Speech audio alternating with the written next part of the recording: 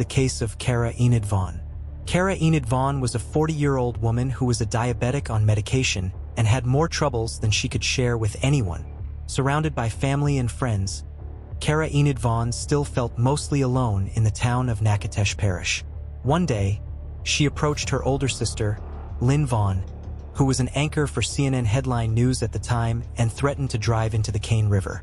Then in 1993, Kara left her house with only a small amount of cash.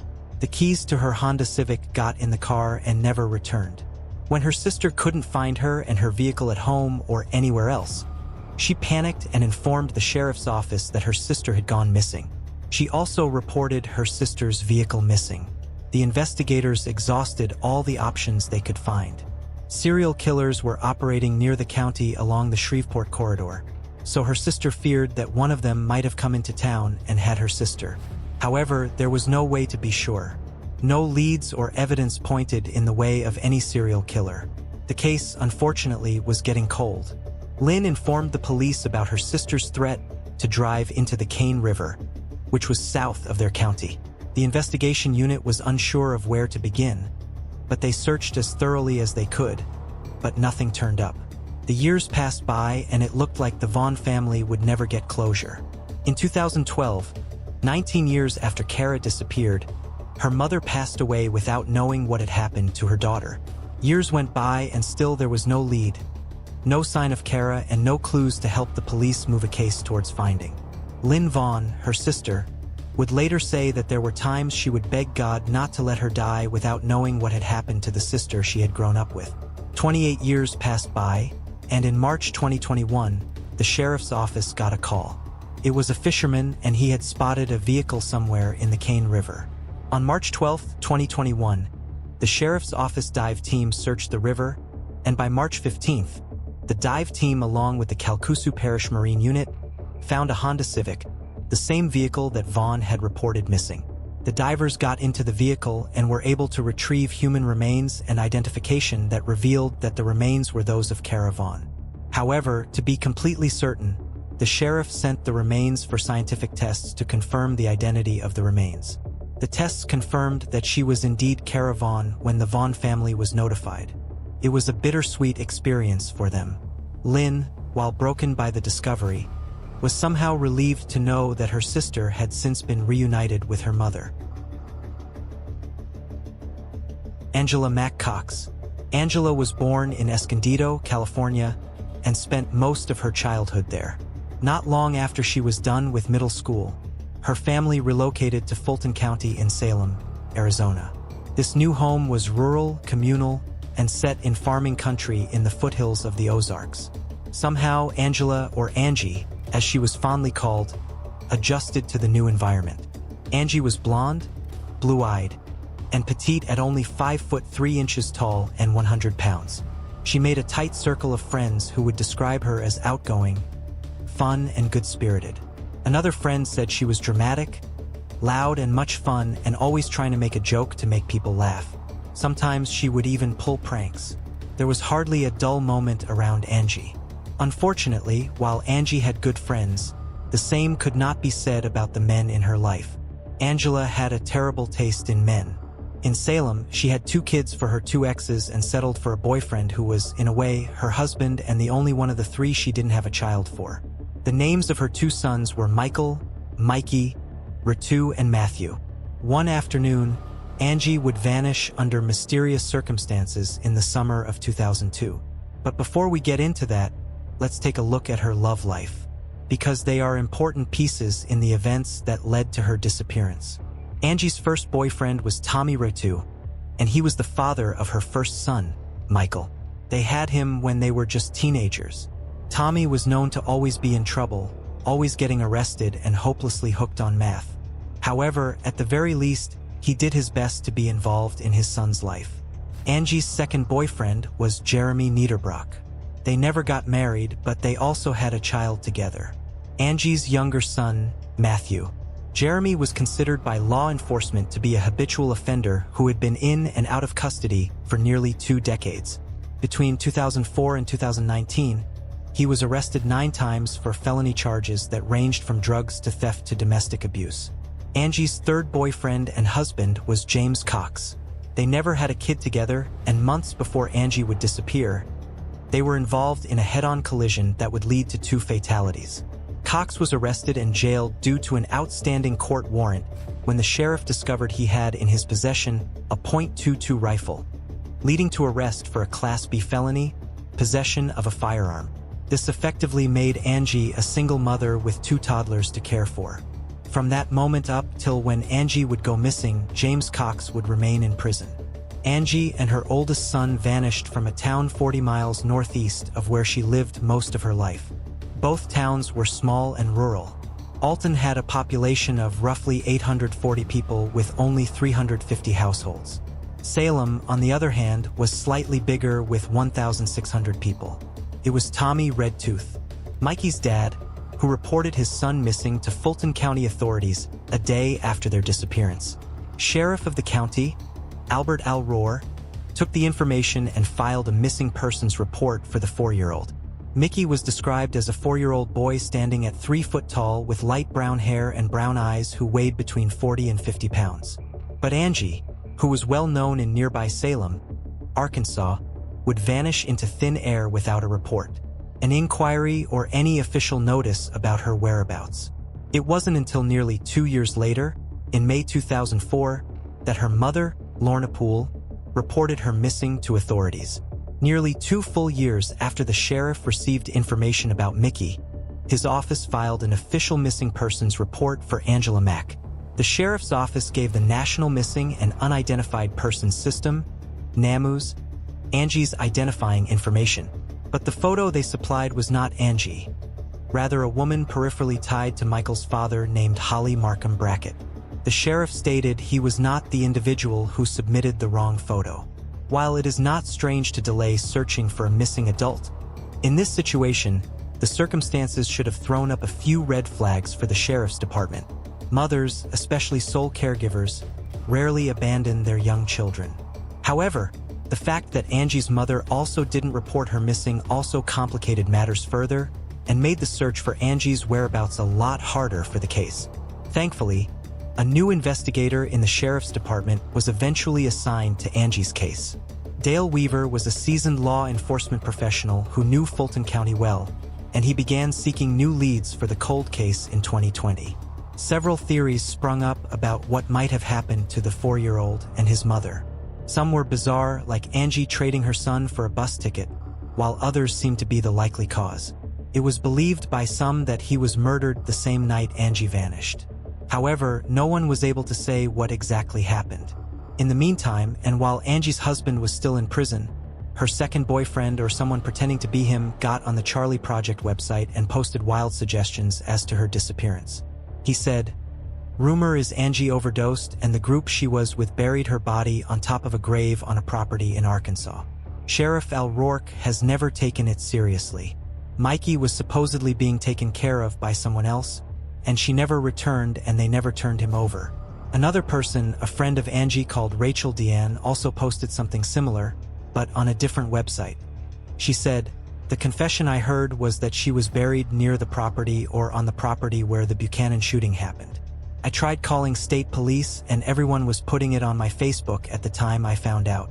I knew Angie in 1999. I was married to the guy who confessed."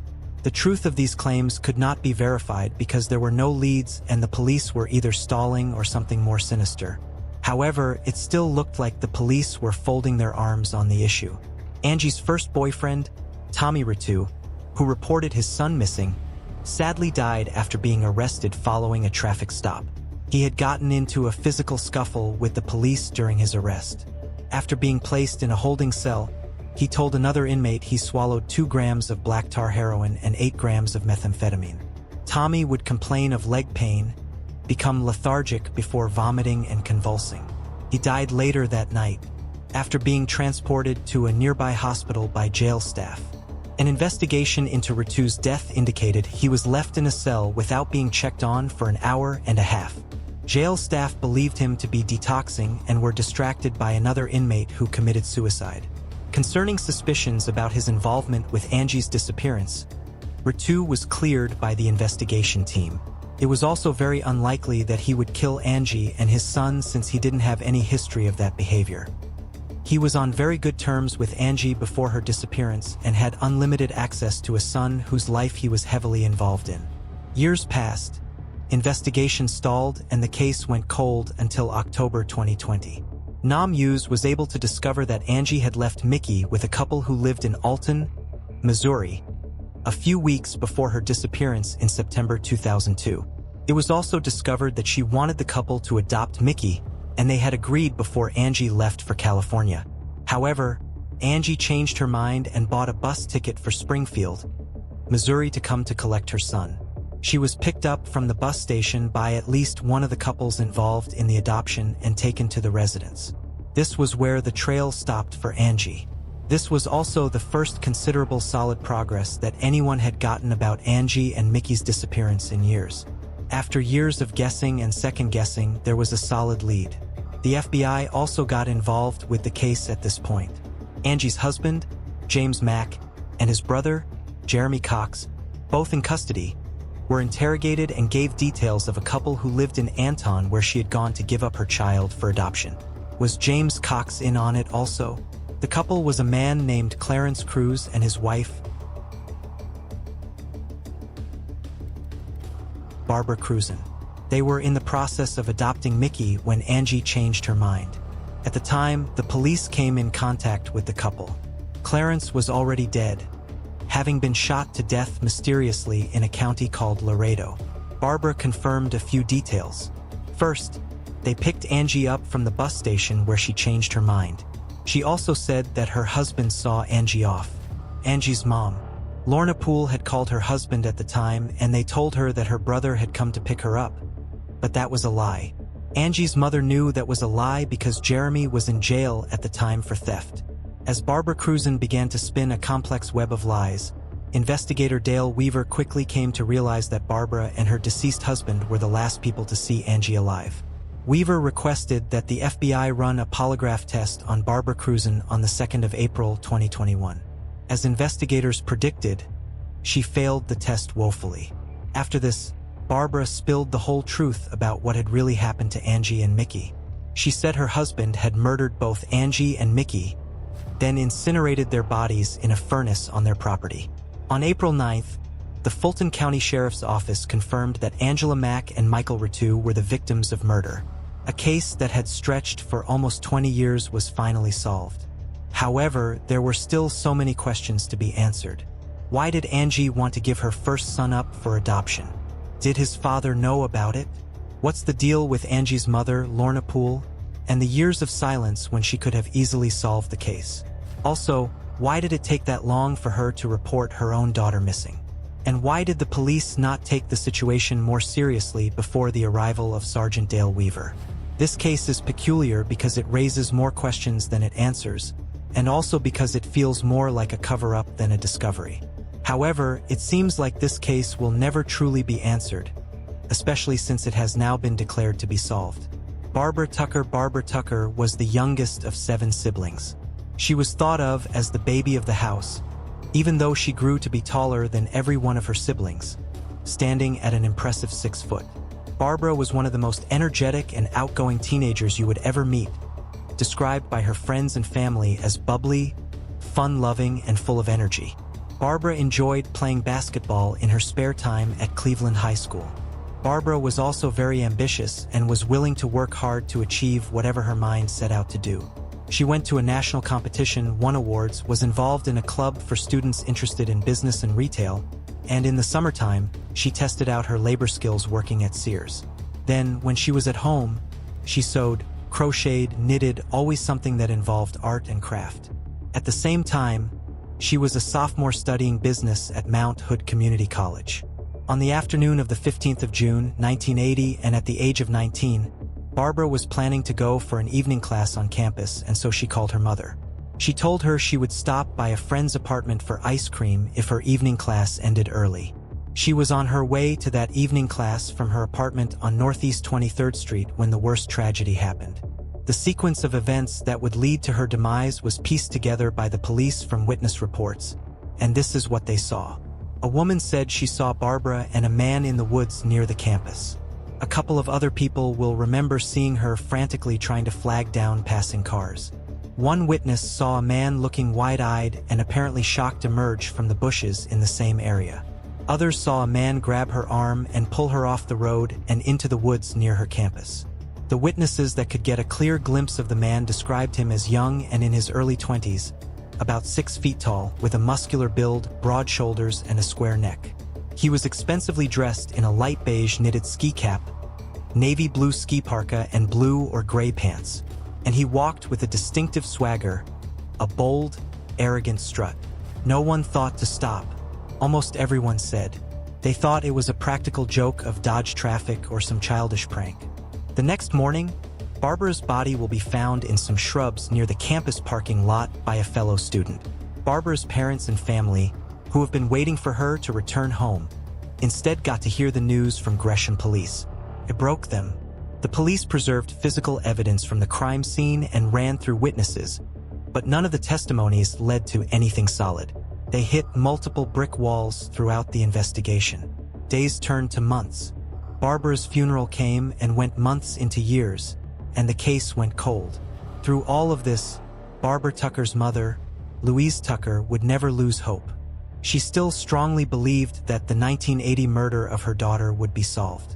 Her father, on the other hand, was too hurt and broken to talk about his daughter, and he would leave the room whenever her name was brought into any conversation.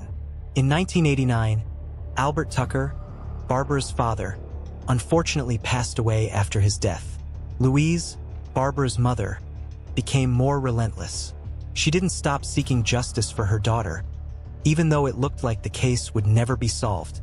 She stayed in contact with the Gresham Police Department and the Multnomah County District Attorney's Office. She was meticulous about every detail of the case, ensuring that nothing was glossed over and everything was considered.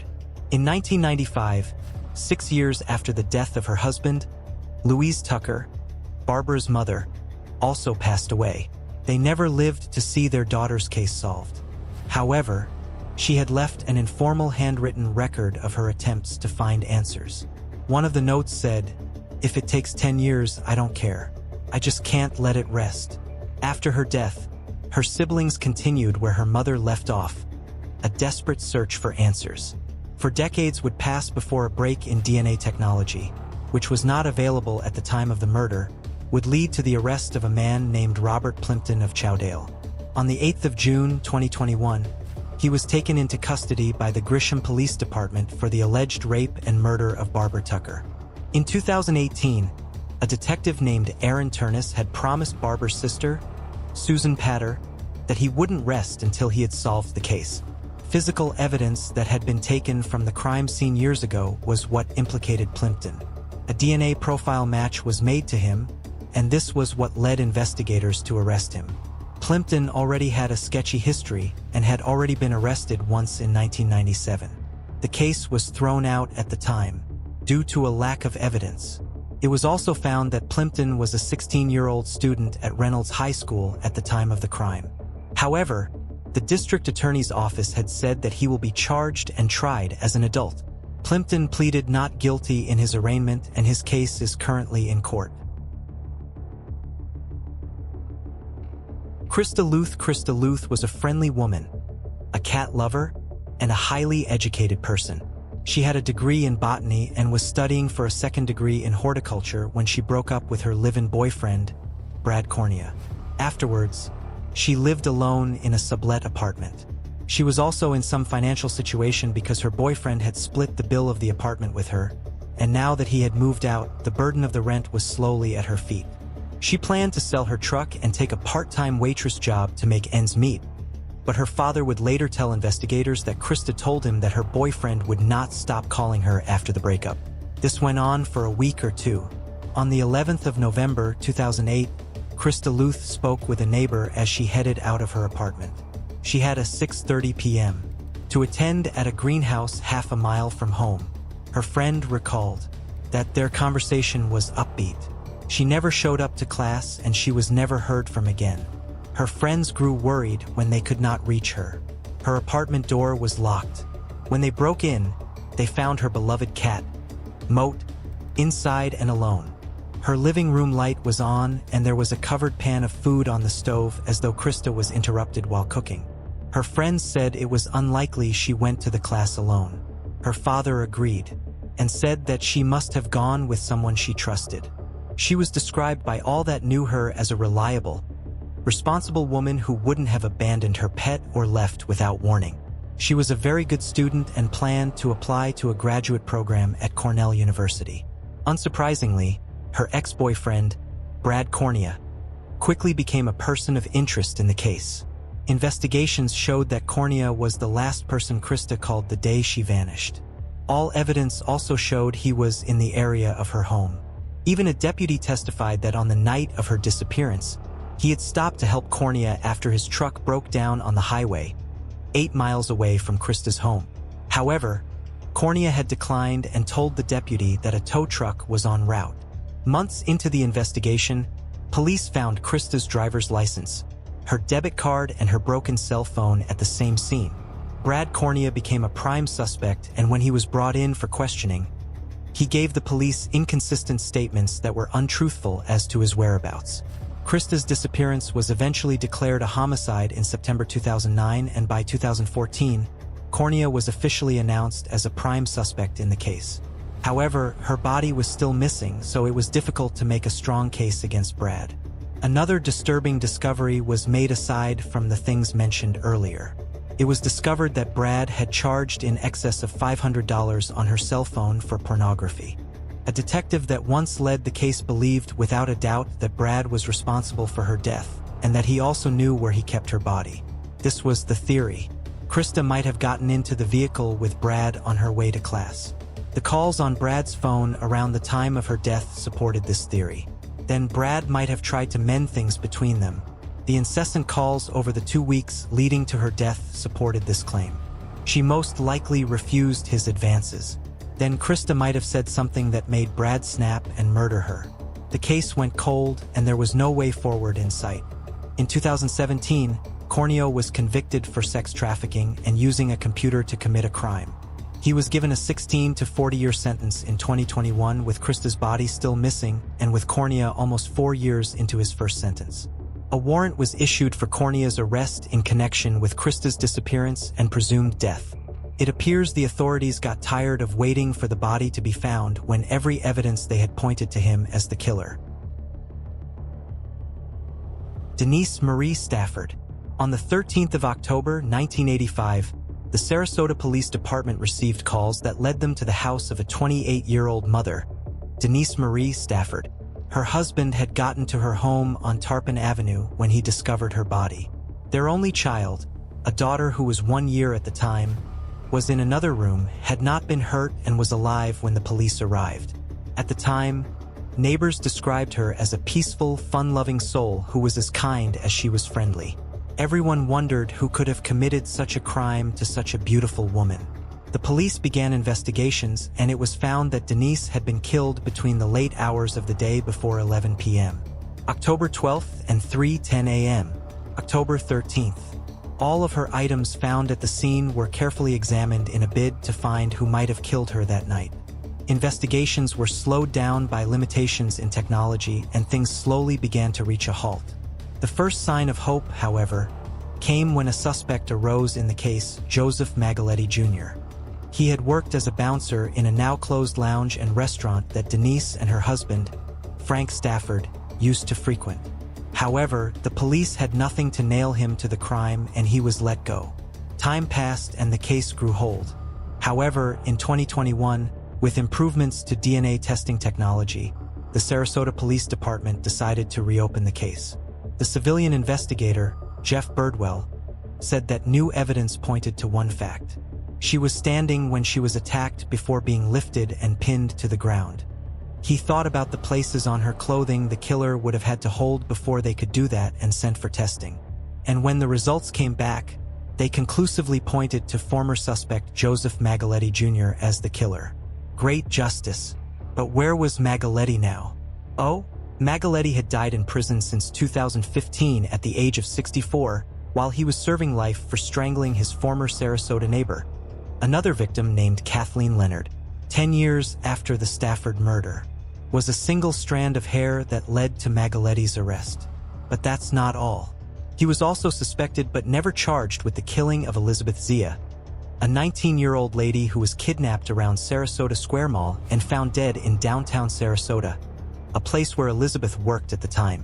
Joseph Magaletti would deny being involved with the killings till he died in prison. Even though the Stafford family could not get the closure they might have needed since Magaletti died in prison.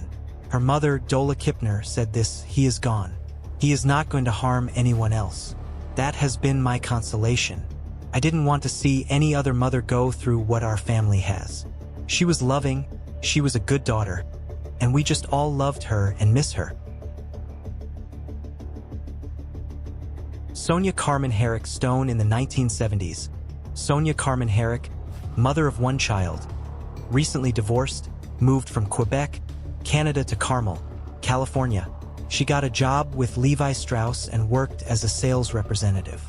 Then she got married to Michael Stone in 1976. They had a child together, but later divorced after a few years. After her divorce, she decided to stay back in California. Her life was nothing out of the ordinary up until the 15th of October, 1981, when around noon, Sonia's friend, Caroline McBride, found her friend's body. Sonia was 30 at the time of the murder and had been killed in the early morning hours of that same day. Investigations began, but McBride, who had been the first on the crime scene after the act, was not charged as a suspect. The details of her crime scene would be instrumental to finding her killer later in this account. Firstly, there were signs of forced entry and possible signs of a struggle. All indicators pointed to a robbery, but nothing valuable was missing from her house. While not too much time had passed, the case seemed to stall until a supposed witness to the crime approached with her testimony. Michelle Wilson, who was a friend to a certain Michael Glazebrook, who lived just across the street from the victim, Sonia, implicated Glazebrook by stating that he was at the scene of the murder when the crime happened. To make matters more convenient, Michael Glazebrook also happened to have a scratch on his face that he had not explained to anyone. Could it be that Sonia had scratched his face while struggling with Glazebrook? Glazebrook didn't have a criminal record at the time, only traffic warrants that he had served hearings for. McBride, on the other hand, would state that Sonia didn't know Glazebrook at all. Still, things were looking up and a lead surfaced. However, investigations would hit yet another snag when Michelle Wilson would later come to retract her testimony on the 10th of November, 1982, claiming that the passing of time had made her uncertain about the events. She also said that Glazebrook had explained to Scratch had come from an argument at a college the day after the murder. This counter-testimony appeared to snatch the oxygen out of the lungs of the case. In the trial, contradictory statements began to arise. Glazebrook's parents, Walter and Jean, testified that they hadn't seen any scratch on their son's face, and ultimately, the judge refused to rule Glazebrook as the murderer based on the fact that there was not enough evidence to tie him to the case. Subsequently, the case was dismissed. From here on, things began to get incredibly messy. Glazebrook was arrested and tried a second time. He pleaded not guilty. And for the second time, the judge threw out the case because the defendant had been questioned and arrested primarily for illegal purposes. Blood samples obtained from the suspect and statements that he made to a former FBI agent under duress was suppressed by the court, on the grounds that any evidence uncovered was fruit from a poisonous tree. The reason for this was because he had been arrested for one purpose, traffic warrants, and then was dubiously questioned for another, the murder of Sonia. Still, witnesses, neighbors approached with new information that implicated Glazebrook further. Notes like he was not home at the time of the murder. His green pickup truck was not in front of his house. Someone saw him driving away, and that scratch on his face had contradictory explanations. His explanation was the most intriguing. He said he was struck by a piece of plexiglass while he was working on a boat in the backyard of his home. This directly contradicted the testimony of Michelle, who said that he had explained it as getting hurt during an argument at a college. At this point, the question had become who is lying. Still, the testimony of Dr. Robert Cushing and an emergency room physician at the community hospital of the Monterey Peninsula exonerated him. He said that the laceration on Glaze Brooks' face was not consistent with the scratch from her fingernail and that he treated the wound himself the day after the murder. Witness reports also became complicated, and what was stated on paper was not what was said on the witness stand. To make matters even more complicated, the investigators admitted to having mistakenly destroyed their original outline-style notes after they had typed up the interview reports.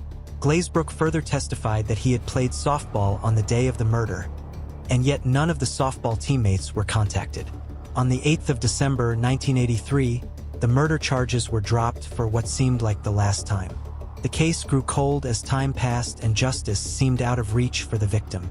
However, in 2021, 40 years after the murder of Sonia Carmen Herrick Stone, detectives in California knocked on Glazebrook's door one more time with an arrest warrant of murder based on evidence gotten from Sonia Herrick case file, which was made possible with modern DNA technology. They finally had him, and there was nowhere for him to go. In honor of Carmen Stone's profession as a merchandiser for Levi Strauss, the detectives wore denim jeans to the scene of the arrest. Glazebrook is now 65 years old and is currently awaiting trial. His bail has been placed at $1 million, and he is currently awaiting trial for what everyone hopes will be the final time. The 3 Florida murders. Florida has had its share of serial killers. There have been the insanely popular, almost culturally viral ones like Ted Bundy, Danny Rolling, and Aline Wuornos, to the less-known killers like Christine Falling and Gary Ray Bowles. However, while these murders got solved and the murderers got apprehended by the police, no series of Florida killings have been quite as mentally tasking and physically draining as the 3 Florida murders. The murders in question began in June 2000 when the body of a 35-year-old female named Kimberly Dietz Livesey was discovered in Cooper City, southwest of Fort Lauderdale. However, not too long after that incident, another body was found. This time it was also a woman named Sia Demas, who was 21 at the time, was found near Dania Beach in the same county that Kimberly's body was found. Then a year later, yet another victim was found, the body of a 24-year-old, Jessica Good, found floating in Biscayne Bay, Miami. The cases of these 3 females proved to be quite difficult. All 3 victims had something in common that made them easy targets for the serial killer. They were all prostitutes who had struggled with substance abuse and were vulnerable as a result. The first solid clue to solving the murders took place after the police had interviewed the last victim, Jessica Good's boyfriend. They were able to identify Roberto Wagner Fernandez as a suspect. He was also a Brazilian citizen living in Miami. And when word started going around that he might be a suspect on a case, he immediately fled to Brazil, which only made things worse. When he fled, detectives found it almost impossible to follow up the case with him because of several bureaucratic challenges. They refused to extradite him because he was a citizen of Brazil, not the United States of America. However, Fernandez failed to keep a low profile in his home country and continued with his crimes. A lot of his crimes were related to violence against sex workers in Brazil, and so the country became more cooperative with investigators. But still, the case progressed at an extremely slow pace. When in 2011, investigators reached a break in the case of his 3rd victim in the U.S., Jessica Good. Detectives immediately flew to Brazil to retrieve DNA evidence from Mr. Fernandez, only to find out that he had died in a plane crash on his way to Paraguay from Brazil in 2005. However, the detectives felt there was a conspiracy somewhere. In a conference, a detective named Scott said that there were a lot of circumstantial evidence that led them to believe that he might have faked his own death. This circumstantial evidence had the enemies he had acquired at the top of the list throughout his life. Fernandez had amassed so many enemies in Brazil that every one of them wanted him dead from getting acquitted after murdering his wife to his wife's family, wanting to kill him in return. It appeared like Fernandez was never far from trouble. So the detectives went on investigating, working with the Justice Department, the Federal Bureau of Investigation, and the Brazilian National Police. After several years of back and forth between government bodies in 2 countries, a Brazilian judge was finally persuaded to authorize the exhumation of Mr. Fernandez's body. His grave was open and his DNA profile proved to be very consistent with that found on all 3 victims found in the Florida killings. The Broward County Sheriff, Gregory Toney, said that detectives, some retired, some now deceased, never stopped trying to solve the murders so the families of the victims would know what had happened to their loved ones. One thing that troubled investigators the most was the fact that Mr. Fernandez was never brought to justice for his crimes. However, Detective Scott would later say at a news conference that they wish they could bring him to justice, but unfortunately they couldn't. Still, the fact that his last moments on Earth were filled with terror makes investigators feel a little better. Althea Oakley and Caitlin Arquette. On the 22nd of June, 1988, a 21-year-old Althea Oakley went to a fraternity party with her boyfriend.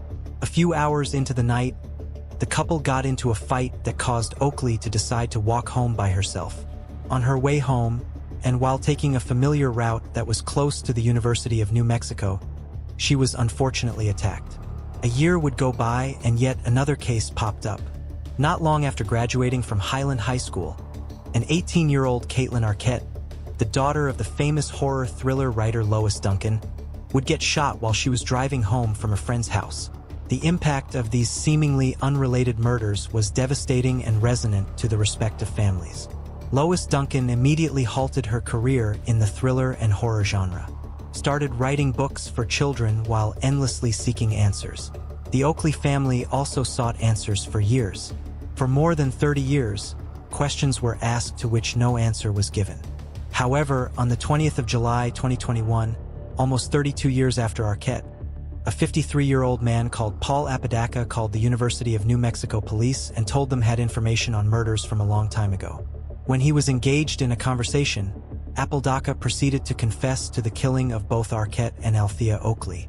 Testimonies from Apodaca aligned with the accounts of both victims and the circumstances that led to their deaths. Apodaca would tell the police that he was employed as a security aide at what was once known as TVI but is now known as Central New Mexico Community College. This is when he saw Oakley in the parking lot. After seeing her there, he gave a detailed account of how he got into his car and decided to follow her as she walked along Buena Vista Boulevard all the way to the Lobo parking lot. To make things a little more bizarre, he said that when she was walking past him, she actually said hi to him and smiled. "That's the worst part," he said to the police. "That's the worst part. I heard someone that smiled at me when he was asked what his motive was." Apodaca said, "I think what made me do it, what made me attack her was all the hatred I had for women because growing up, I seen men treating women bad and they go for the bad guys. And I try to be nice and be good. And they just didn't want that. So I was jealous and had hatred. And I just released it." The Albuquerque police chief, Harold Medina, who also happens to be the first recipient of a scholarship set up in Oakley's name in 1990, personally made the drive to Toes to give Oakley's parents the news. In a news conference Tuesday, Harold said that when he arrived there, Oakley's mother thought he was there to tell them they had closed the case. It was a bittersweet ending that gave closure to the parents of the deceased that had waited for so many years for. Apodaca's confession for Arquette's murder also matched and filled in gaps. He said that when she pulled up to an intersection, he shot at her. The car then proceeded to drift across 3 oncoming lanes of traffic before crashing into a light pole near Arnold Street, northeast. Investigators came upon a gray Volkswagen Beetle whose owner was Apodaca and who was suspiciously parked near the scene of the crime, but no efforts were made to bring him into questioning. When asked what his motive was for killing her once again, he answered similarly, "She was just at the wrong place at the wrong time." Ironically, Paul Apodaca's job at TVI at the time was the supervision of parking lots and ensuring that girls got to their car safely and that no one was breaking into cars. He had worked there from 1988 to 1990 and already had a violent criminal history dating back to when he was a juvenile. As recent as 2021, he had pleaded guilty to aggravated assault with a deadly weapon and was sentenced to supervised probation for 3 years. Apodaca is also homeless and has also confessed to killing a third woman in 1988. Police say they believe they know the identity of the other woman he confessed to killing and are talking to her family, but add they're not ready to release her name at this moment. The police say they have charged Apodaca with murder in the first degree in the death of Oakley, and that is the only case he has been charged in because that is the case they have the most evidence in right now. However, with more time, evidence, and his confessions, more charges will be leveled against him. Given everything that happened, an officer asked Apodaca why he chose to confess and Apodaca opened up to him. Apodaca looked at the officer and said that it was a shame that it took him so long to get to this point. He also told him that he now realized that what he did was evil and dark, and that it was the word of God that helped him overcome his struggle. Michelle Wyatt. Michelle Wyatt was born and bred in San Diego, where she went to Patrick Henry High School and graduated in 1977.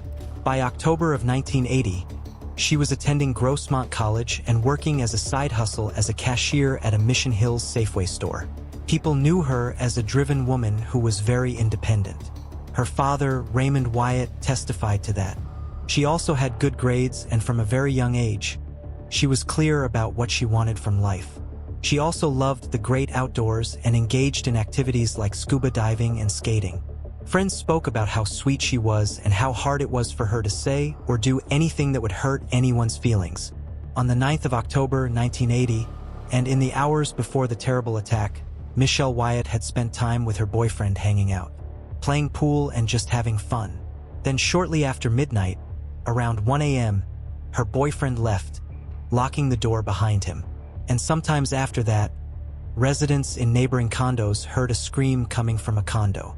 No one called 911. The person screaming was Michelle Wyatt. There was no sign of forced entry, and it looked like the individual that committed the act had just walked straight in. The crime scene was taped. Statements were taken in, and clues were sought endlessly. But still, the case confounded every investigator that picked up the file.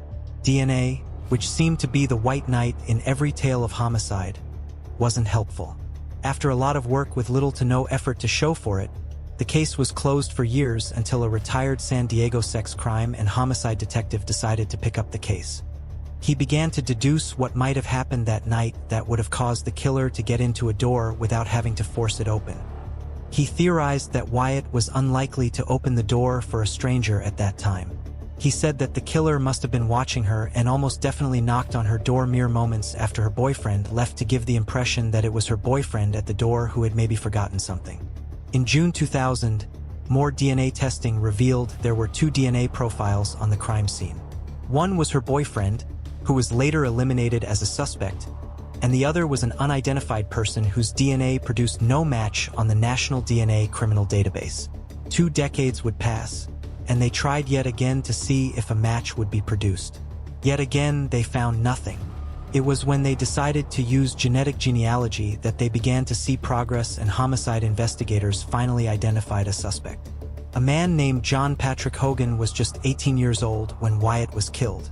However, no arrest could be made because Hogan had died 17 years ago at the age of 42 from a drug overdose on October 9, 2004. This discovery was made through the use of genetic genealogy, and this was exactly 24 years from the day Wyatt was killed by him. Hogan's death meant that the detectives tracked down his relatives, who then provided DNA samples to help to confirm his identity. After he was positively identified as the killer, it was found that Hogan was born in Arizona and had once lived in the same condo where he would later kill Wyatt. He had moved there in the 1970s and still had friends in the complex when he committed the terrible crime. Shortly before the killing, he had joined the Air Force. He had also spent a brief time in New Mexico, where he was stationed. Subsequently, and during the time of the crime, he was shuttling between his birthplace, Arizona, and California. Detective Lieutenant Tom Seaver, who had been supervising the case, made it clear what would have happened if he were still alive. He's the one that committed the sexual assault and murder. He would be arrested if he was alive. Michelle's parents, who are both aged 80, had spent most of their lives pursuing this case and trying to find their daughter's killer to no avail. When the news got to them, they were not sure how to feel or react. They missed their daughter, but they also wished they could confront the man who killed her. Michelle's mother, Louise, had this to say: "Okay, he's dead, but I would have liked to have been able to talk to this man personally. I just feel horrible for the ending." Ultimately, Michelle Wyatt's parents were grateful to the detectives for pursuing for over 40 years on a case that many others would have abandoned and forgotten. The man who committed the crime might have met his end, but at the very least, the questions the victim's family had always wanted for some semblance of closure had finally been answered. Plus, the spirit of Michelle Wyatt can now peacefully rest. A young couple from Great Falls went on a date on the night of the 2nd of January 1956. But as the sky grew darker and the air got stiffer, neither of them returned home. They were 16-year-old Patricia Kalitsky and 18-year-old Lloyd Dwayne Bogle. Patricia was a junior in high school at the time, and although she had only met Dwayne a month prior at her cousin's wedding, the two appeared to be smitten with one another and would spend quite a bit of time together. Dwayne and Patricia were last seen alive at around 9 p.m., leaving Pete's Drive-In restaurant in the Great Falls area. They then headed west out of Central Avenue to a well-known Lover's Lane, located close to Wadsworth Park. Neither Patricia nor Dwayne was heard from again. Patricia's older sister had eloped when she was around the same age as Patricia was at the time, so her parents had initially assumed she had eloped with Dwayne. Dwayne was an airman stationed at Malmstrom Air Force Base, where he had recently risen to the rank of Sergeant Second Class. Here, he was assigned to the 29th Fighter Interceptor Squadron. Upon taking a closer look at Patricia's life and tendencies, they soon grew worried because although the couple had discussed the idea of getting married, Patricia was hardly the type to elope. She was a diligent student and had high school classes to attend the next day. She also had dreams of going to college once she finished high school. In addition to this, the couple was known to adhere to Patricia's curfew and were not expected to stay out late. Dwayne was also well accepted by Patricia's family, who considered him to be part of the family. So all in all, the couple had no reasons to disappear voluntarily. That same night, 2 women and 2 airmen drove past a man lying on the ground between a car and a tree.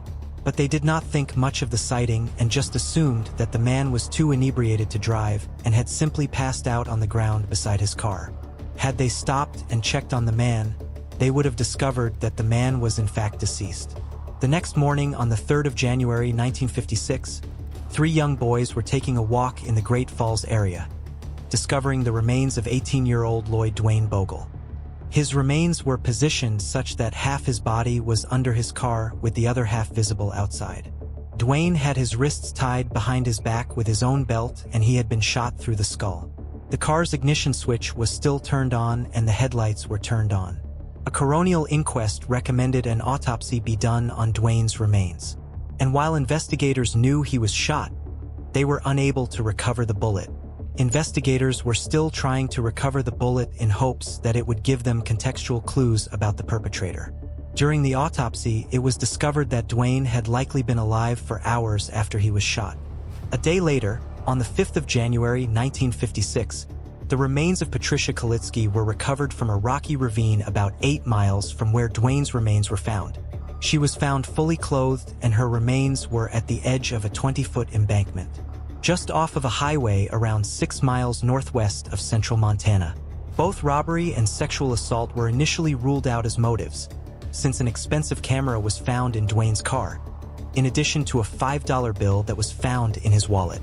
There were no signs indicating that Patricia had been sexually assaulted when her remains were first examined. However, during her autopsy, it was discovered that she had likely been sexually assaulted. News articles that reported on the crime only mentioned this in passing, possibly since discussing the topic was not socially acceptable at the time. Although technology did not exist to analyze DNA evidence at the time, coroners still collected a vaginal swab, which they stored carefully for decades to come. They also found several wounds caused by blunt force trauma, indicating that a struggle had likely ensued between Patricia and the killer.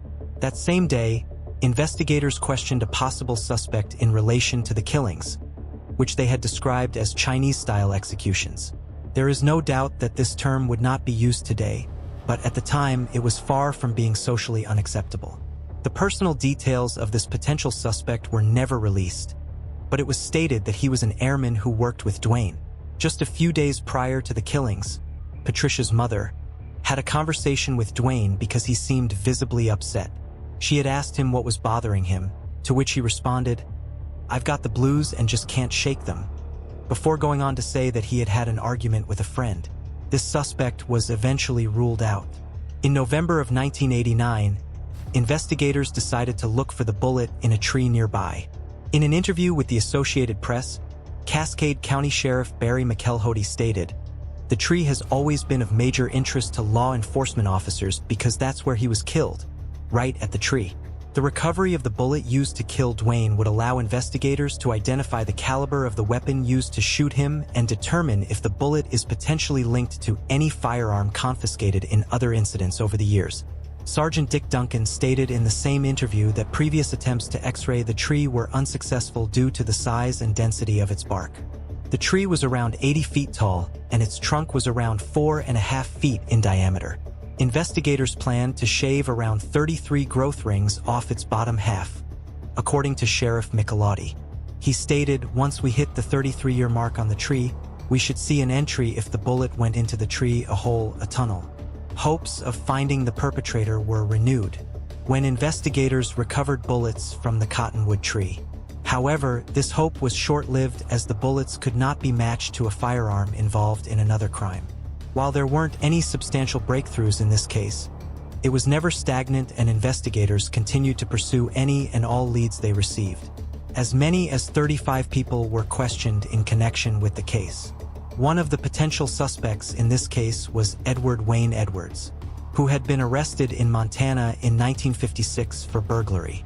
In 1955, he escaped from Akron prison and went on a spree robbing gas stations across the country. In 1961, he was put on the FBI's most wanted list, after which he was caught in 1962. He was subsequently paroled in 1967. It wasn't until 2009 that he was arrested again, and in 2010, he pleaded guilty to killing 4 people. 29-year-old Billy Lovaco, 18-year-old Judith Straub, 19-year-old Tim Hack, and 19-year-old Kelly Drew. Edwards subsequently confessed to killing 25-year-old Danny Lochner in 2011. He also confessed to convincing Danny Boy, who was a soldier in the U.S. Army, to go AWOL. Edwards later shot Danny Boy and buried him in a shallow grave. He was sentenced to death in March of 2011 for his involvement in the death of Danny Boy, but he died in prison just 1 month later due to natural causes. The metaphorical point of connection between Edwards and the Kalitsky-Bogel killings was his MO. Edwards was known to target couples in lovers' lanes, similar to where Patricia and Dwayne were when they were killed. His crimes were referred to as the sweetheart murders. Another suspect in the killings was James Joseph Whitey Bulger, who was a notorious criminal in the area. Bulger had been arrested for sexual assault in 1951. He was known to have been in the area when the killings occurred, but there was no evidence that could prove his involvement. As the years went by with no new leads, the trail for the man who killed Patricia and Dwayne went cold. In 2012, Sergeant John Cadner, the head of detectives for the CCSO, was assigned to this case. In a presentation, Sergeant Cadner stated that DNA evidence from the vaginal swab had been sent to the State Crime Lab in 2001 by Detective Phil Madison, who was investigating the case at the time. It was proven that the DNA was not Dwayne's and was subsequently entered into Cody's. There had been no matches since then. After being assigned to the case, Sergeant Cadner worked with Bode Technology to recreate the DNA sample.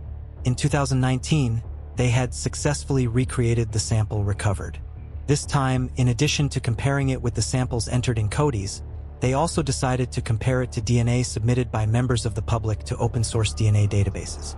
Open-source DNA databases are used by people who want to conduct independent research into their family trees. Just a year prior, in 2018, the Golden State Killer had been apprehended because members of his family had submitted their DNA to a similar open-source DNA database, subsequently leading to his identification and arrest. The sample uploaded by Sergeant Cadner was compatible with those uploaded by 3 other people, and investigators got into contact with them and their family members. DNA samples were collected, and it was determined that the most likely match for the DNA sample recovered from Patricia Kalitsky's remains was Kenneth Gould. Sergeant Cadner stated in an interview with NPR, "Was great because for the first time in 65 years, we finally had a direction and a place to investigate because that was all theories until then. We finally got a game and we got a name. It changed the whole dynamic of the case." They did, however, have another problem. Kenneth Gould had passed away in 2007 and his remains had been cremated. Authorities then reached out to his children and explained the case to them, following which they agreed to submit their DNA for comparison. Investigators were initially skeptical about approaching them, but they were fully cooperative.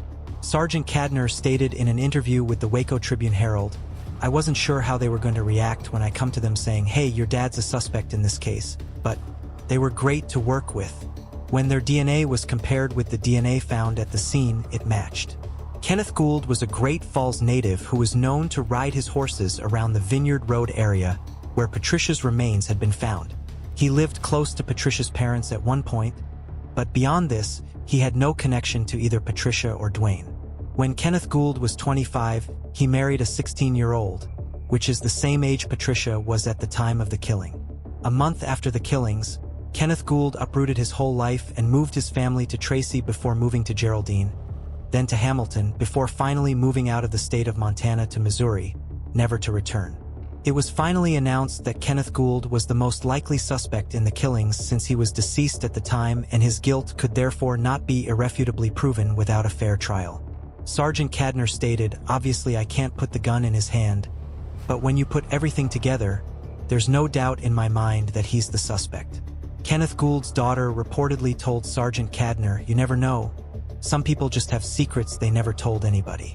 The families of Dwayne Bogle and Patricia Kalitsky were finally contacted and offered the closure they had spent over 65 years waiting for. While they were happy to finally have answers, the revelation also opened old wounds for the families, especially for the people who were old enough to have known the couple personally. Sergeant Cadner stated, "They are excited, but at the same time it brought back a lot of memories. You had two young, vibrant individuals that were well-liked among their peer group. Investigators poured their hearts and soul into this case. They leave a little bit of themselves from what I've seen." Patricia Kalitsky's sister, who was the only surviving member of the family, had advanced dementia by the time her sister's killer was identified. The Bogle family had been torn apart for years with stories about what might have happened to Dwayne, including unsubstantiated rumors that he had been involved with the mob. Dwayne was survived by his niece, Karen Bogle McCarthy, who was 54 at the time. Her father, James Bogle, was Dwayne's younger brother and had idolized him growing up. In an interview with the New York Times, Karen stated, "It's like it just happened yesterday. So if I was asked, is this great modern technology a great thing?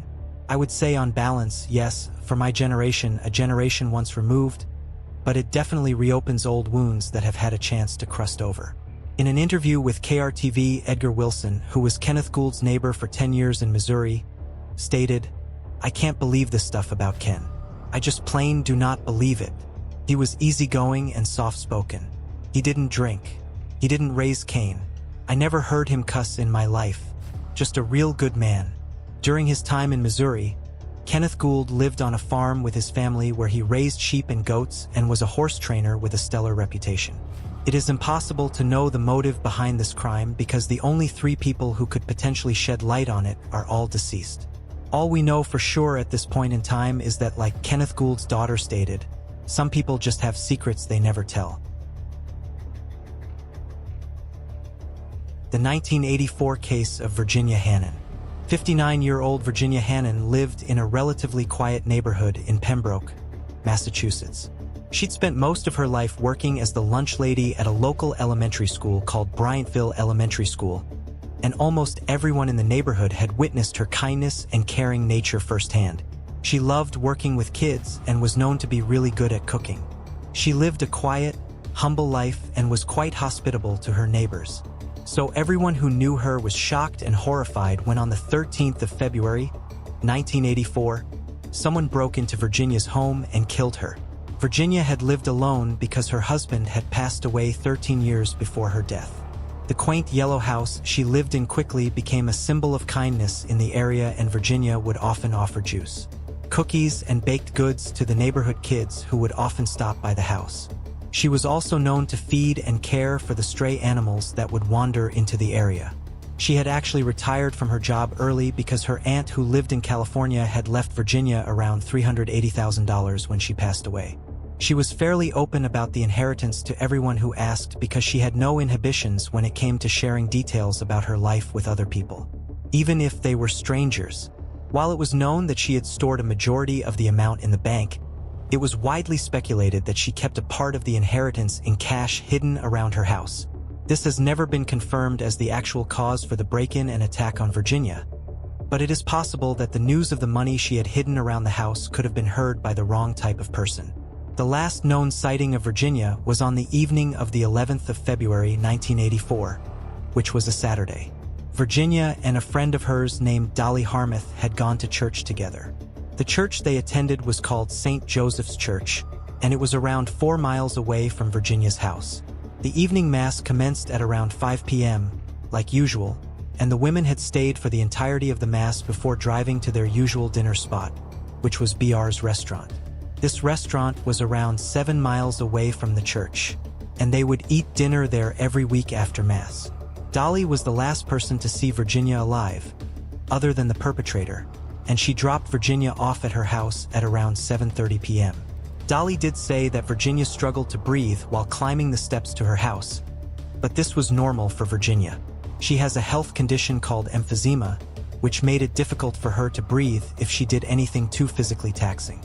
Nobody in the neighborhood heard from her or saw her on Sunday, so it is believed that the attack likely happened shortly after she returned home from church.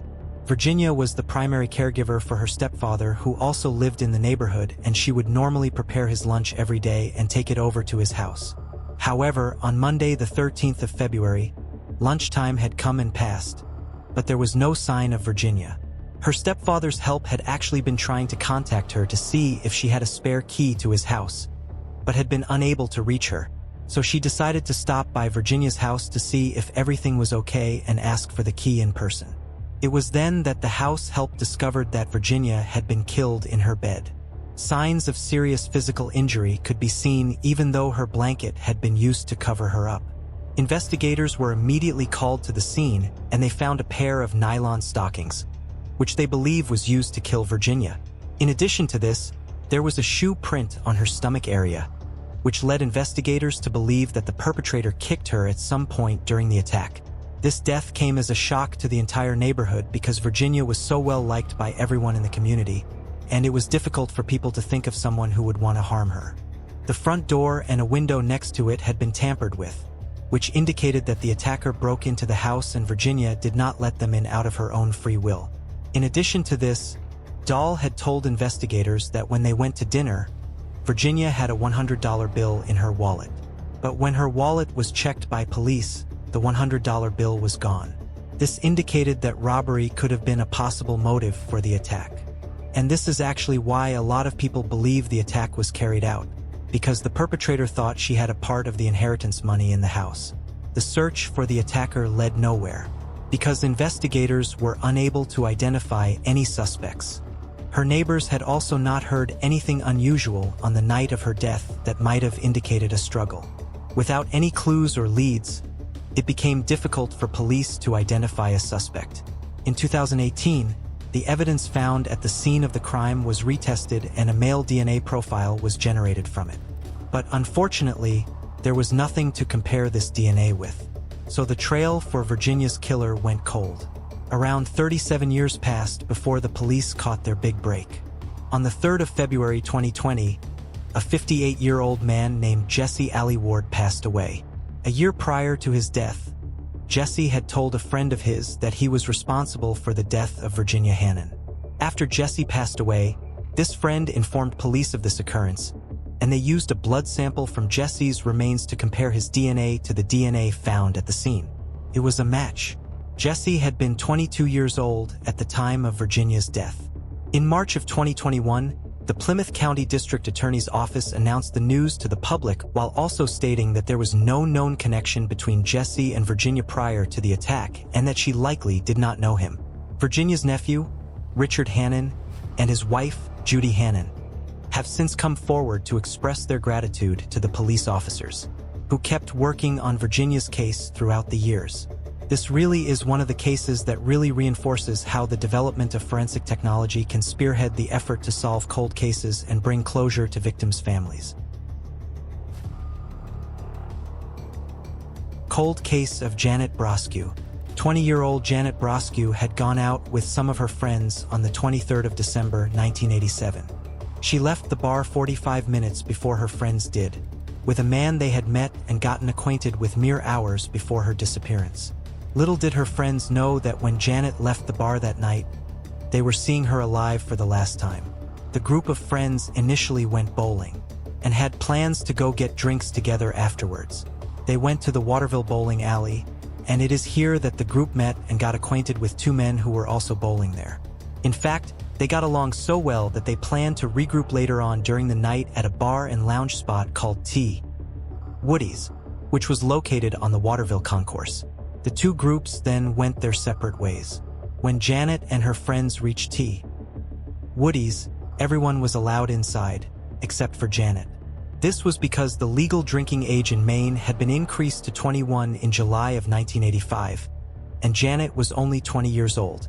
By this time, it was almost midnight, and the men they had met earlier had also arrived at the bar. One of these men told Janet he would drop her back at her house, and she accepted this offer. She was last seen by her friends leaving the bar with this man. Shortly after they left, though, the man returned to the bar alone to get Janet's purse. She had accidentally forgotten her purse at the bar, and he had come back inside to get it while she was waiting in the car. After Janet had left, her friends stayed at the bar for around another 45 minutes before leaving. Janet did not return home that night, and her parents, Albert Brosque and Geraldine Brosque, contacted investigators on the morning of the 24th of December to report their daughter as missing. It was also possible for Janet to need medical assistance because she was diabetic and took insulin on a regular basis to regulate her blood sugar levels. The search for Janet began almost immediately after the missing persons report was filed. Police spoke to the man who had offered to take Janet home the night before, but he claimed that when he went back to the parking lot after fetching Janet's purse, she appeared to be sick.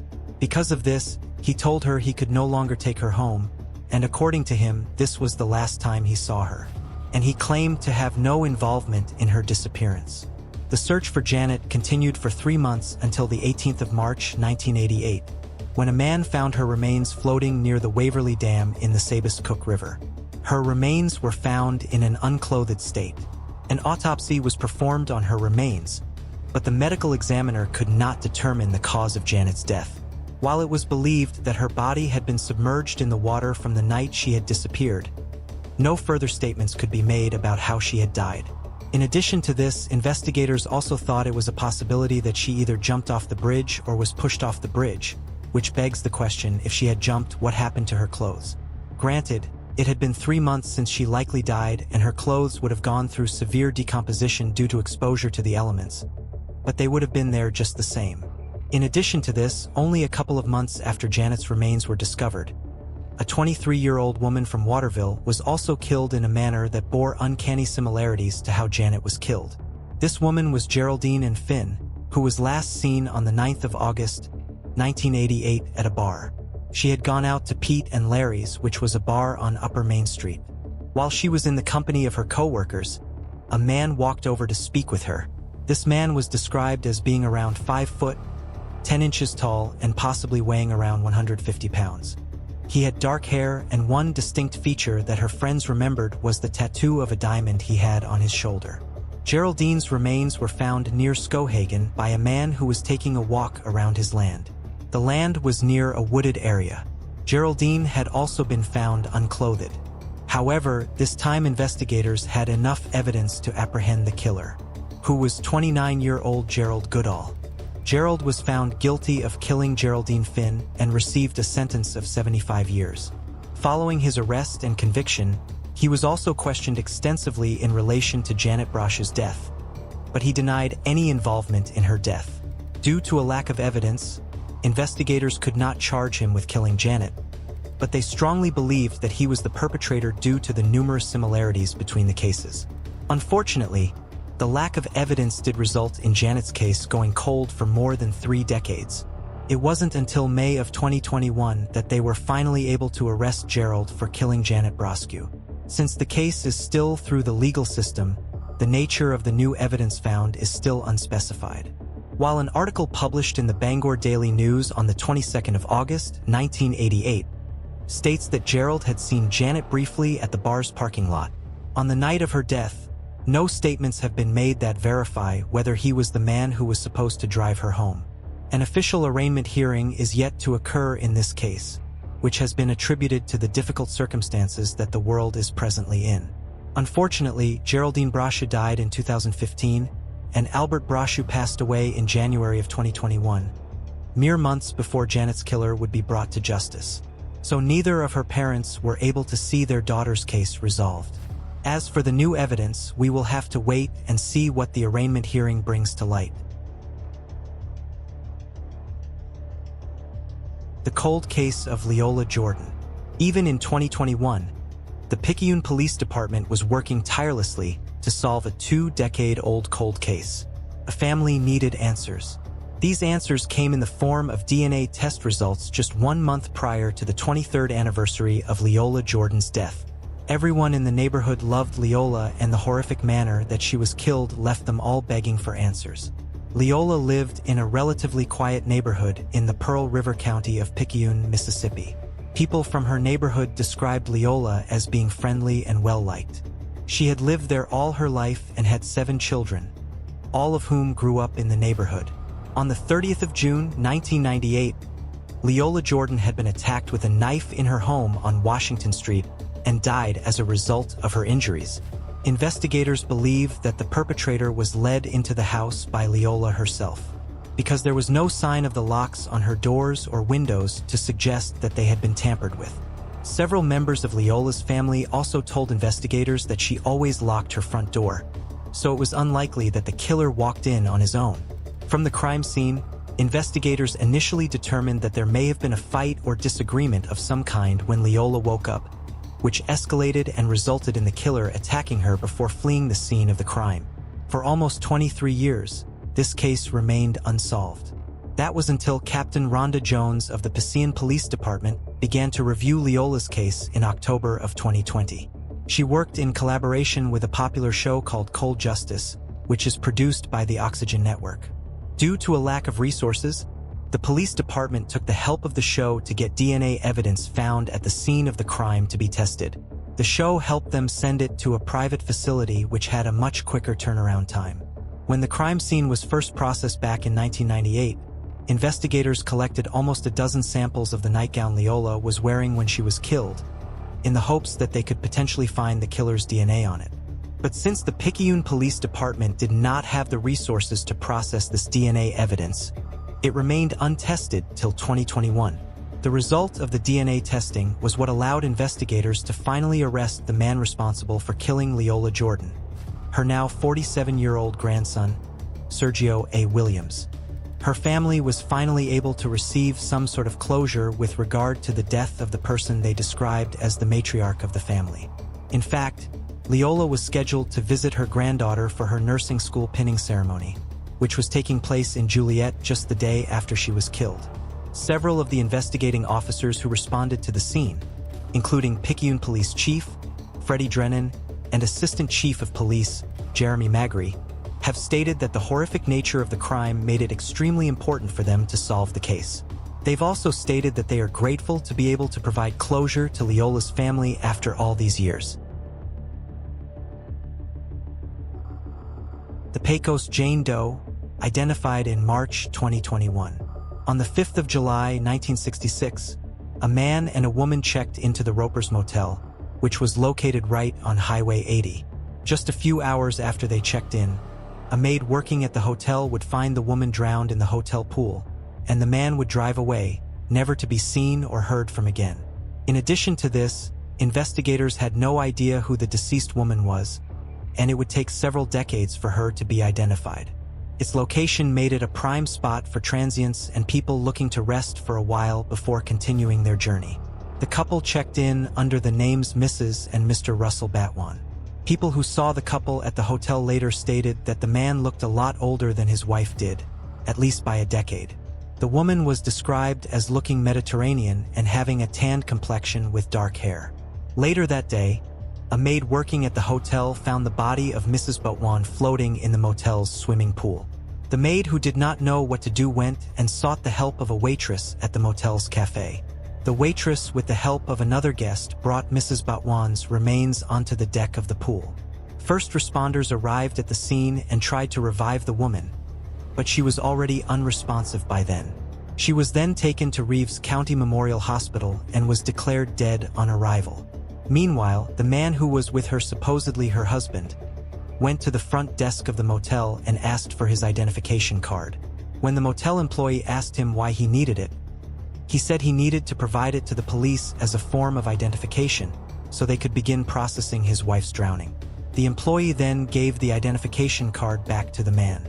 He was then seen getting into his car and driving away, never to be seen again. He was reportedly asleep in his room when his wife had drowned in the pool. But the way he removed himself from the situation altogether makes him seem extremely suspicious, to say the least. If she was really his wife, you would think he would have at least gone to the hospital she was taken to. But he did not go to the hospital or ever attempt to claim responsibility for her remains. When an autopsy was performed, the medical examiner found a small red scrape just above the victim's left cheekbone. Other than this mark, there was no other evidence to suggest that the drowning was premeditated. As a result, the woman's cause of death was declared as an accidental drowning. Following the autopsy, the woman's remains were sent to the Pecos funeral home in the hopes that someone would come forward to claim responsibility. The drowning did receive quite a bit of media attention, and as a result, people from several different states reached out to investigate the possibility that the deceased woman could have possibly been a relative. Several members of the community were deeply touched by the tragedy and donated money to cover the cost of buying her headstone. In fact, this headstone is one of the saddest parts of this case. Simply reads, "Unknown girl drowned." Nobody ever deserves to be laid to rest in that way, and it just makes it sadder to know that this woman's family was likely looking for her during this time. Unbeknownst to investigators and her family, the Pecos Jane Doe had left behind the most viable clue about her own identity. You see, when her autopsy was performed, 2 words were documented as being scribbled on her right foot. These words were Joe and Lena. The unidentified woman's details actually had to be entered into NamUs manually towards the end of 2014. And it was while they prepared to enter her details that investigators realized that her age had been listed as approximately 19 on her death certificate. This approximation meant that there was a good chance that the Pecos Jane Doe was actually a minor at the time of her death. However, due to the lack of personal details, she remained unidentified for decades to come. In August of 2019, the Pecos Police Department exhumed her remains and decided to have them genetically tested in the hopes that they would be able to connect her with living members of her family. Her DNA profile was then uploaded onto a database to see if they were able to get a match.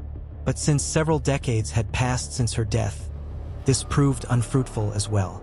The case grew cold once more, and it wasn't until investigators realized that they could use genetic genealogy that they finally caught a break in the case.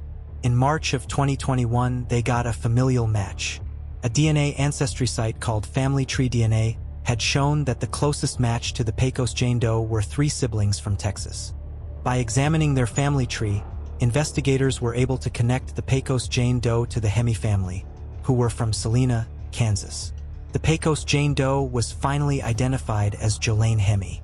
Jolene's sister, Joyce Hemi, was the first to be notified, and she described Jolene as a shy girl. Jolene and Joyce were only 14 months apart, and they were extremely close growing up. At the time of her disappearance, Jolene had a much older boyfriend, who the family did not particularly like.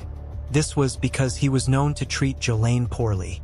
Joyce last saw Jolene on the 1st of July, 1966. Since then, the family has been searching tirelessly for her. On the 3rd of July, Joyce received a letter which stated, "Joyce, well, I got lost. See you in a couple of weeks, maybe, Joe." The family does not believe this letter was written by Jolene, because nobody in the family called her Joe.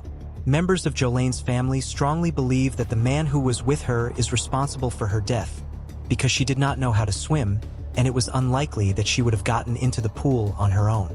Since then, her death certificate has been updated to show her actual name, and investigators have stated that they are still interested in speaking with the man who checked into the motel with her back in 1966. We've heard of killers confessing to their crimes while being investigated. We've heard of confessions happening by chance. And we've even heard of deathbed confessions. But what about confessions that occur sporadically with no rhyme or reason? Seems odd, doesn't it? Well, that's exactly what happened with the convicted serial killer Edward Surratt. The front page of the Pittsburgh Post-Gazette from July of 1978 reads, "Coon links Surratt to 18 slayings in the area." Despite this, investigators were unable to ever link him to the crimes beyond a reasonable doubt. The modus operandi was a match, but there was no solid physical evidence to place him at the scene of the crimes. That was until he confessed to them himself. During Surratt's stint as a trucker with routes through Pennsylvania and Ohio, it was discovered that he could potentially be linked to 27 unsolved killings between the two states. The first one of these killings to which Edward had a known connection to was the killing of Luther Langford. On the 1st of June, 1978, Luther had been found deceased at his residence in the Western Columbia neighborhood of South Carolina. Luther had died as a result of the attack, but his wife made it out alive.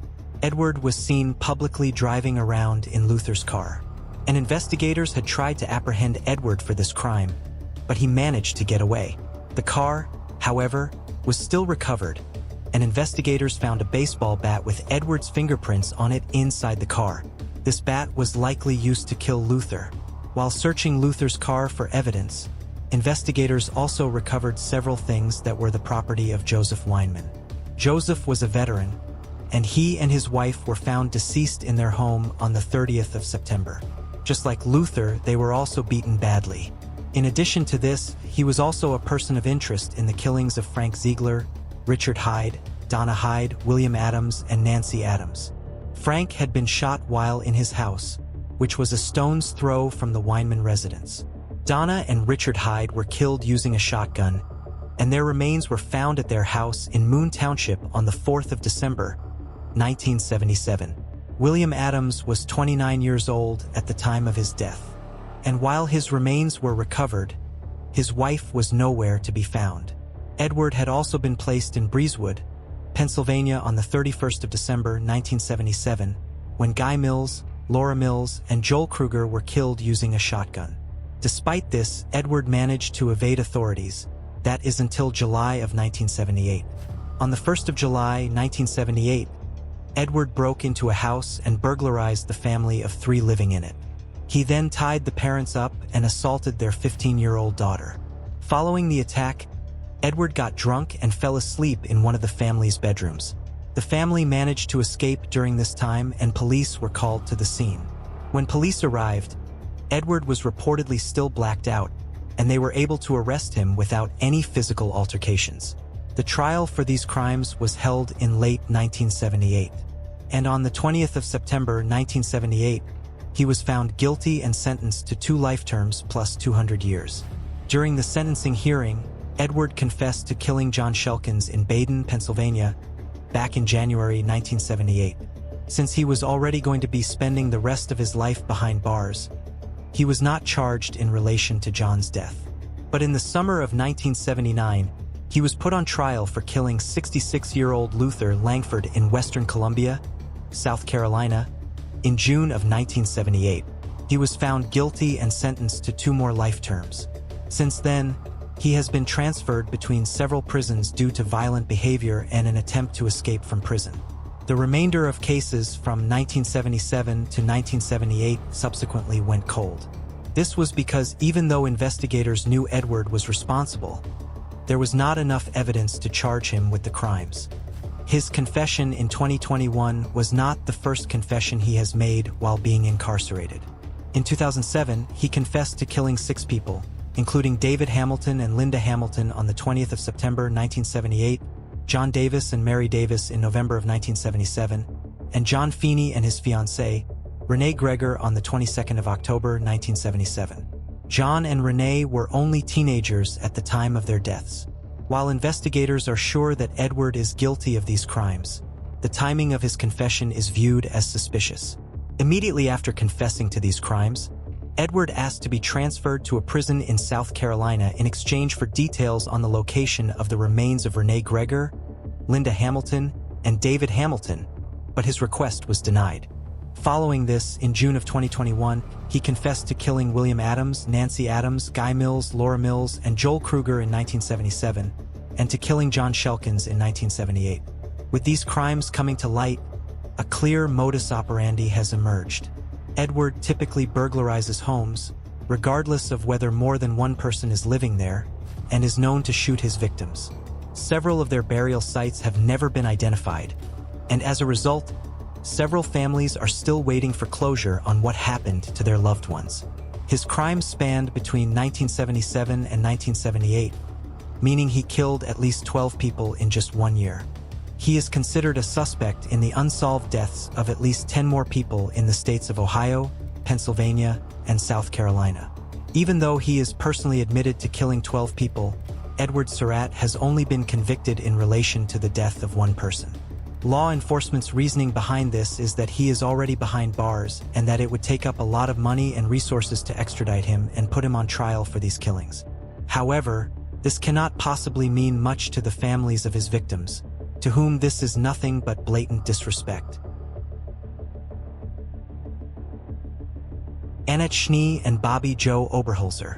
In 1982, in Breckenridge, Colorado, 2 lifeless bodies of 2 different women were discovered. The crime scenes were miles from one another and the bodies were found 6 months apart, and yet police believed that both women were killed on the same night by the same man. The only thing connecting them? Orange socks. On January 6, 1982, Bobby Joe Oberholzer, 29 years old, left home at 7:15 a.m. Her day had begun as usual and she hitchhiked to work. Jeff Oberholzer was Bobby's husband. He ran an appliance repair business and she worked as a receptionist. They had been married for about 4.5 years at the time of Bobby's death, and they lived in Elma, 14 miles away from where her body was eventually found.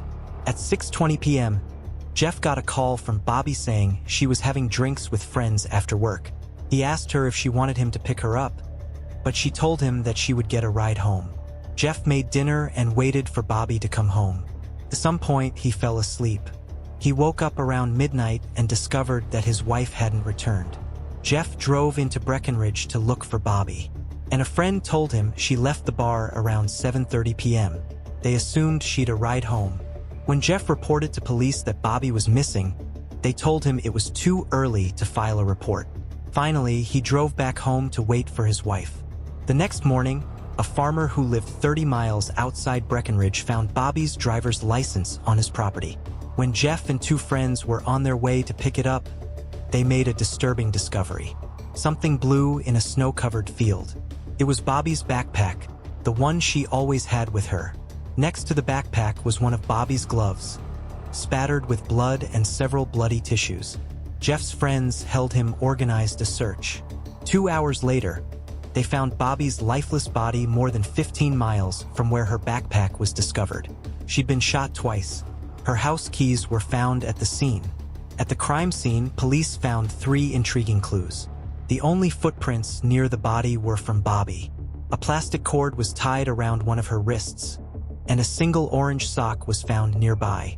The same day Bobby Joe's body was found, another woman, Annette Schnee, 21 years old, was reported missing. Annette was a cocktail waitress in Frisco, Colorado, and like Bobby, often hitchhiked to and from work. Because of the similarities, both cases were immediately connected by the police. Investigators questioned Jeff about Annette. At first, he denied knowing her. However, after seeing her picture on the news, he recalled meeting her once. Jeff claimed he had once picked up Annette when she was hitchhiking and he had given her his business card, but he had never seen or heard from her since that day. He also denied any involvement in her disappearance or Bobby's death. On July 3, 1982, 6 months after her disappearance and 13 miles away from where Bobby Joe's body had been found, Annette's body was discovered. Police were shocked with the discovery that she was wearing the match for the orange sock. Jeff's business card was found inside her wallet. The prime suspect immediately became Jeff Oberholzer. Authorities tried to put together a scenario for what might have happened on the night of January 6th. Annette Schnee was last seen in Breckenridge at around 4 p.m. in deep conversation with an unidentified dark-haired woman. Police believe that around 5 p.m., Annette left to hitchhike home. The suspect picked her up and drove 20 miles south of Breckenridge. He took her down a small dead-end road where he assaulted her in his vehicle. While she was getting dressed, She forgot to put on her other orange sock and attempted to escape when she was shot in the back while running away. Police believe the suspect then drove back to Breckenridge and found his second victim, Bobby Joe Oberholzer. He drove Bobby 10 miles south of Breckenridge to a scenic overlook where he attempted to assault her. Bobby managed to escape from the vehicle where the orange sock then fell out. The suspect then chased her down the road and shot her twice as she turned away. Police felt the fact that Jeff Oberholzer knew both victims was more than just a coincidence. 2 months after his wife's death, Jeff took a polygraph test and passed. From day one, Jeff insisted that he had an alibi. He said that at the time of the deaths, he was at home visiting a friend. For nearly 9 years, no one could find this man. Then, in December 1990, he finally surfaced and was questioned about that night. Investigators interviewed the man who claimed that he had been at Jeff's house. However, his time and Jeff's time of the visit didn't match up. Jeff Oberholzer had always maintained his innocence and claimed that the suspect had to be someone that Bobby knew she wouldn't have left with a stranger, especially when he offered to pick Bobby up. For years, the blood found on Bobby's gloves and the tissues with her backpack were believed to be hers. However, in the early 1990s, DNA testing determined that it came from a male. The testing also determined that the blood wasn't Jeff's. As a result of this and other evidences, including several alibi witnesses, Jeff was eventually cleared as a suspect in the case. Police looked into several other suspects as well. One was cab driver Thomas Edward Luther, who in February 1982 picked up a hitchhiker in Breckenridge, then beat and insulted her. While in jail, he allegedly bragged about being responsible for the deaths. According to his girlfriend, he didn't come home on the fateful night. He also lied to investigators and said he was at work at the time. The other suspect, Tracy Petroselli, killed his fiancée in 1981 and went on a multi-state crime spree. During this time, he stayed at Annette's workplace, the Holiday Inn in Frisco. However, neither suspect's DNA matched the evidence from the crime scene. On February 24, 2021, a 70-year-old man named Alan Lee Phillips was arrested and charged with the deaths. He was also charged with kidnapping and assaulting with a deadly weapon. He's currently being held without bail. Genetic genealogy was used to link the DNA found at the crime scene to Phillips. Investigators also suspect that he may be involved in other crimes throughout Colorado. Sadly, Bobby's brother, Kelly, and father Thomas have passed away before finding out who was responsible for taking her life. Next on the list is the case of Gail Barris. On October 9, 1988, Gail Barris was spotted leaving a coffee shop in the early hours of the morning accompanied by a man. This was the last time Barris was ever seen alive. She was a 30-year-old single mother of 3 from Michigan.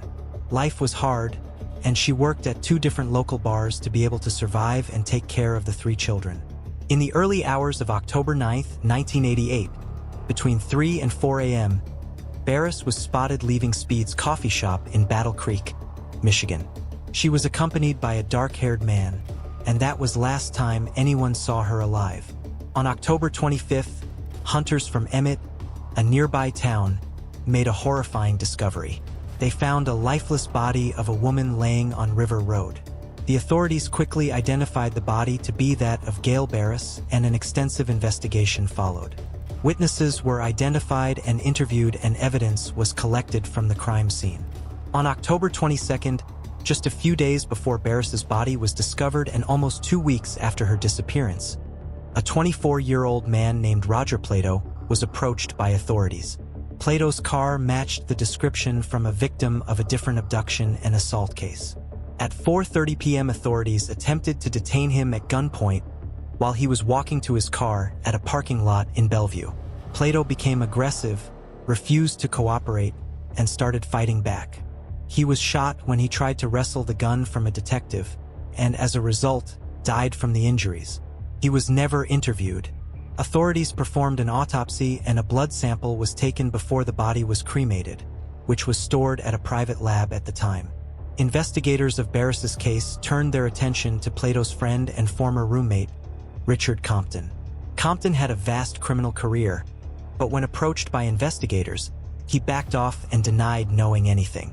With no further leads or developments, Barris's case eventually went cold. In 2018, Battle Creek cold case detective Scott Marshall reopened the case. One of his first discoveries was that Compton's DNA had never been tested, so made Compton his #1 suspect. After some investigation, Detective Marshall discovered that Compton had died in 2009 and his body was buried in the County International Cemetery in Austin, Texas. Compton was just 59 years old when he died. Detective Marshall got a search warrant and traveled to Texas to exhume Compton's body. After examination, it was discovered that Compton's DNA samples didn't match that found in Barris's body, but matched previously unidentified hairs connected to the crime scene. In November 2020, a break in the case emerged, almost by luck. Sergeant Chris Spacek of the Calowan County Sheriff's Department was taking an inventory of evidence at the department and found a vial containing the blood sample taken from Plato. On January 30th, 2021, it was announced that a state police lab connected the blood to DNA found on Gail Barris's body, confirming Plato was responsible for assaulting her and taking her life. It's almost likely that Compton witnessed it happening. Both men have already died and they never had to pay for this horrible crime. However, the Barris family has expressed their relief on finally being able to have some kind of closure. Detective Marshall said DNA technology is the future for solving cold cases. We now come to the case of Stephanie Summers. On August 30th, 1980, Stephanie Summers was supposed to spend the day with her nephew. They were going to celebrate his birthday and spend a wonderful day together. However, she never appeared. Police eventually found her lifeless body inside her apartment. Summers was a 36-year-old woman who lived in Silver Lake, Los Angeles, California. She'd only recently moved there from Newhall, Santa Clarita, and she couldn't be more excited. On that fatal day of August 30th, she was at her apartment getting ready to spend the day with her 11-year-old nephew, Kelly Roberts, from Santa Clarita Valley. She was planning to pick him up and take him to Six Flags Magic Mountain as a late birthday present. Kelly got dressed up especially for the occasion, however. His aunt never turned up. Concerned, her family contacted the authorities who went to check her apartment. That's when they made the grisly discovery. Stephanie's lifeless body was laying inside her apartment. Forensic evidence was collected at the crime scene and an extensive investigation began. Several people were interviewed, however, the leads went nowhere and the case went cold. The case remained unsolved for more than 3 decades until Los Angeles detectives received a fresh lead in 2014. It implicated a man named Harold Anthony Parkinson who lived a mile away from the victim, and he could be a main suspect in the case. On June 19, 2014, a DNA sample collected from Parkinson was consistent with the DNA profile taken from Summers' body, and he was charged with taking her life. However, Parkinson was already in jail serving between 15 years to life at the Chickawa Valley State Prison in Blythe for another unrelated attack. This other attack happened in Los Angeles on April 8, 1981, when he shot a man named Derek Eugene Perry. Perry succumbed to the injuries and died. Parkinson was arrested and began serving time for that sentence on March 5, 1982. Perry's sister Dolly said, "The time, I remember the last meal I had with Derek. It was at a Sizzler restaurant. He gave me a hug and told me he loved me." She described her older sibling as an excellent BMX rider and surfer and a brilliant big brother. The motive of the attack was unknown or undisclosed by authorities. After learning that Parkinson was being accused of Summers' death, Dolly said that he is a dangerous man and should never be allowed back on the streets. In court, Parkinson's lawyer argued that his client had an assault at Summers and claimed that the two were romantically involved and they slept together a few days before she was attacked. Prosecutors, however, said Summers, after a brief marriage to a man, had told friends that she was only attracted to women. Los Angeles court judge Kathleen Kennedy described Summers' case as a very degrading, horrible, and violent crime. Judge Kennedy believed there was proof beyond a reasonable doubt that Parkinson was responsible for this. On February 4, 2021, Harold Anthony Parkinson, who is now 61 years old, was sentenced to life in prison without the possibility of parole. Our next case is the case of Sylvia May Quayle. On August 4, 1981, William Quayle went to visit his daughter in Cherry Hills Village near Denver, Colorado. She lived just 150 feet from his home. What he discovered was something no parent should ever have to witness. According to her friends, 34-year-old Sylvia May Quayle was ambitious, vibrant, friendly, and lit up the room when she walked in. She loved history and worked as a secretary at an architectural firm. An excellent cook, she also opened up her own business specializing in wedding cakes. Quayle had a lot of friends and was an avid artist. She loved to create pottery, many of which her sister still has in her home 3 decades later. She was extremely close to her family, especially her parents who lived just 150 feet away from her home and had coffee with them every morning. Until that morning, just before 8 a.m. on August 4, 1981, officers were dispatched to Sylvia's house after her father found her lifeless body and called 911. Sylvia Quayle had spoken to her sister on the phone the previous night, around 11 p.m., so investigators knew she'd been killed between the time she hung up the phone that night and when her father got to the house 9 hours later. Her father told the officers he'd arrived to find his daughter lying naked on the living room floor. Investigation revealed that she'd been shot, stabbed multiple times, strangled, assaulted. The autopsy confirmed the loss of blood was ultimately the cause of death. Investigators found 2 important clues at the crime scene. The telephone line in the living room and outside the house had been cut, and the bathroom window screen had been removed and tossed into some tall weeds.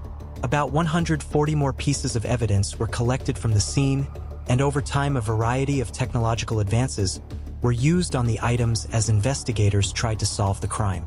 In 1983, 2 years after her death, forensic technicians using an alternate light source found DNA material not from Sylvia in the rug where her body was found laying. The same year brought hope for investigators in the Quayle family after notorious serial killer Otis Irwood Tull confessed to have taken Sylvia's life. Many of Tull's confessions were later known to be false, along those of his companion Henry Lee Lucas. Lucas, who died in a Texas prison in 2001, claimed hundreds of victims. However, authorities were only able to confirm a handful. In 1993, the charges against Tull and Sylvia's death were dropped.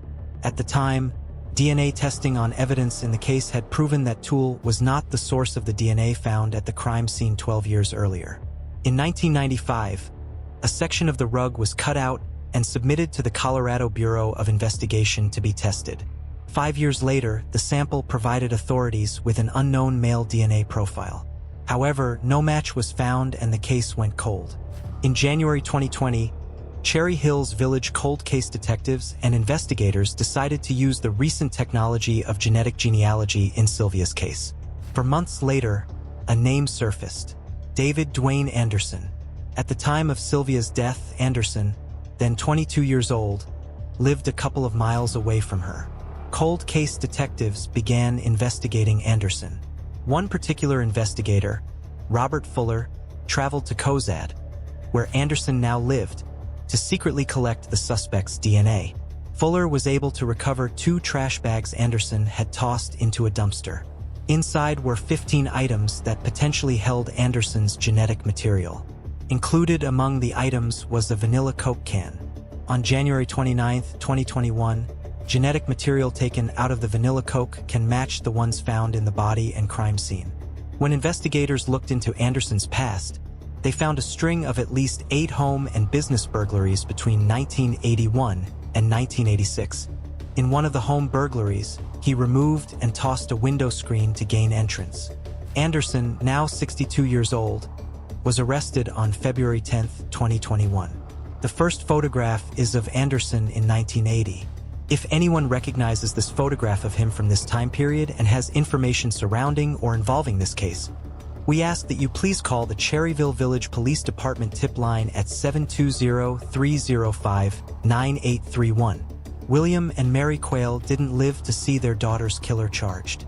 William died in 1999 and his wife followed 10 years later.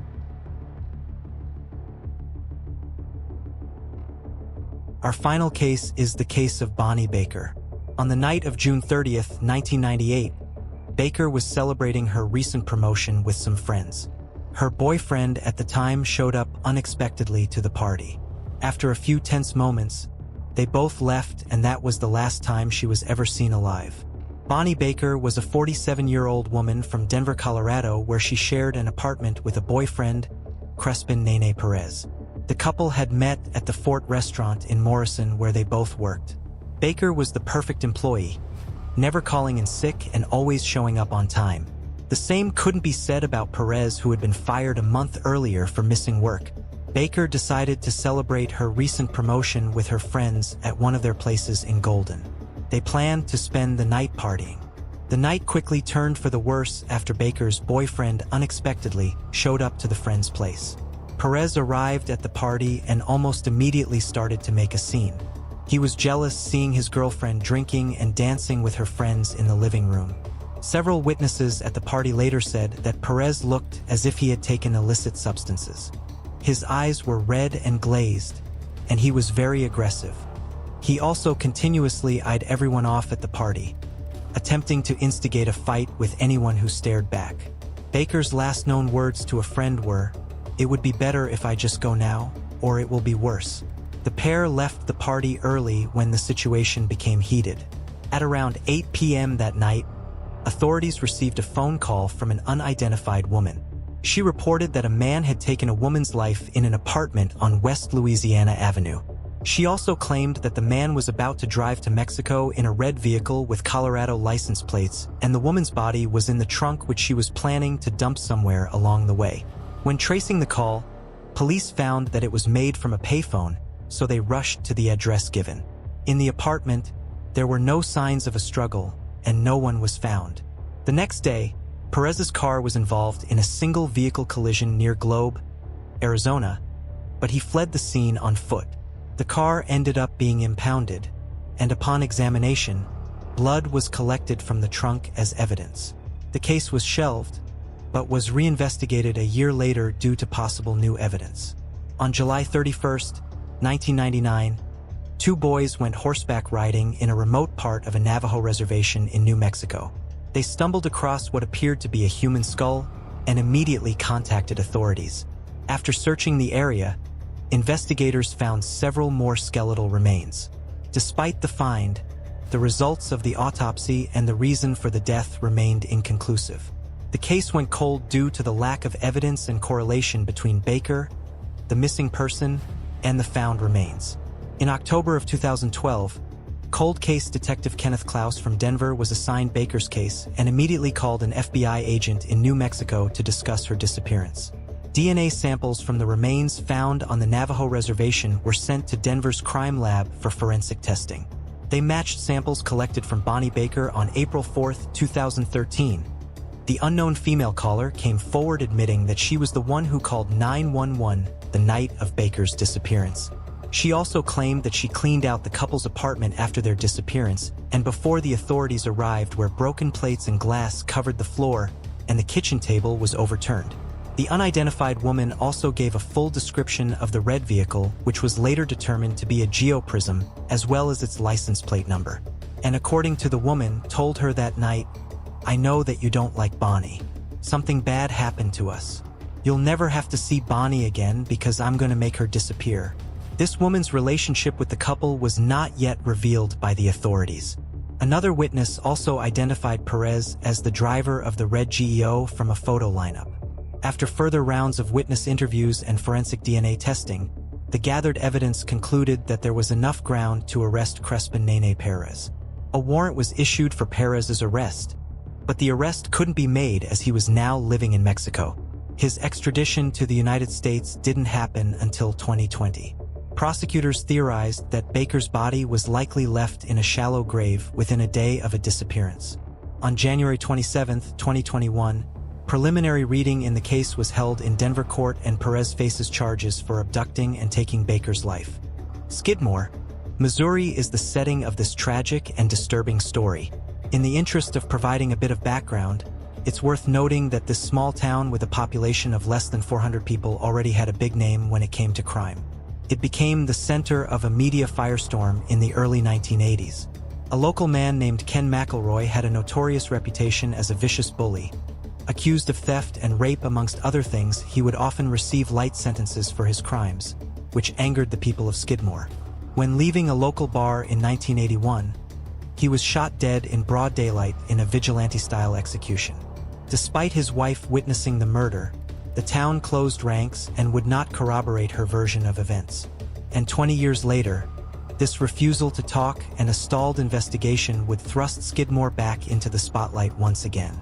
Branson Kane Perry was born on February 24, 1981.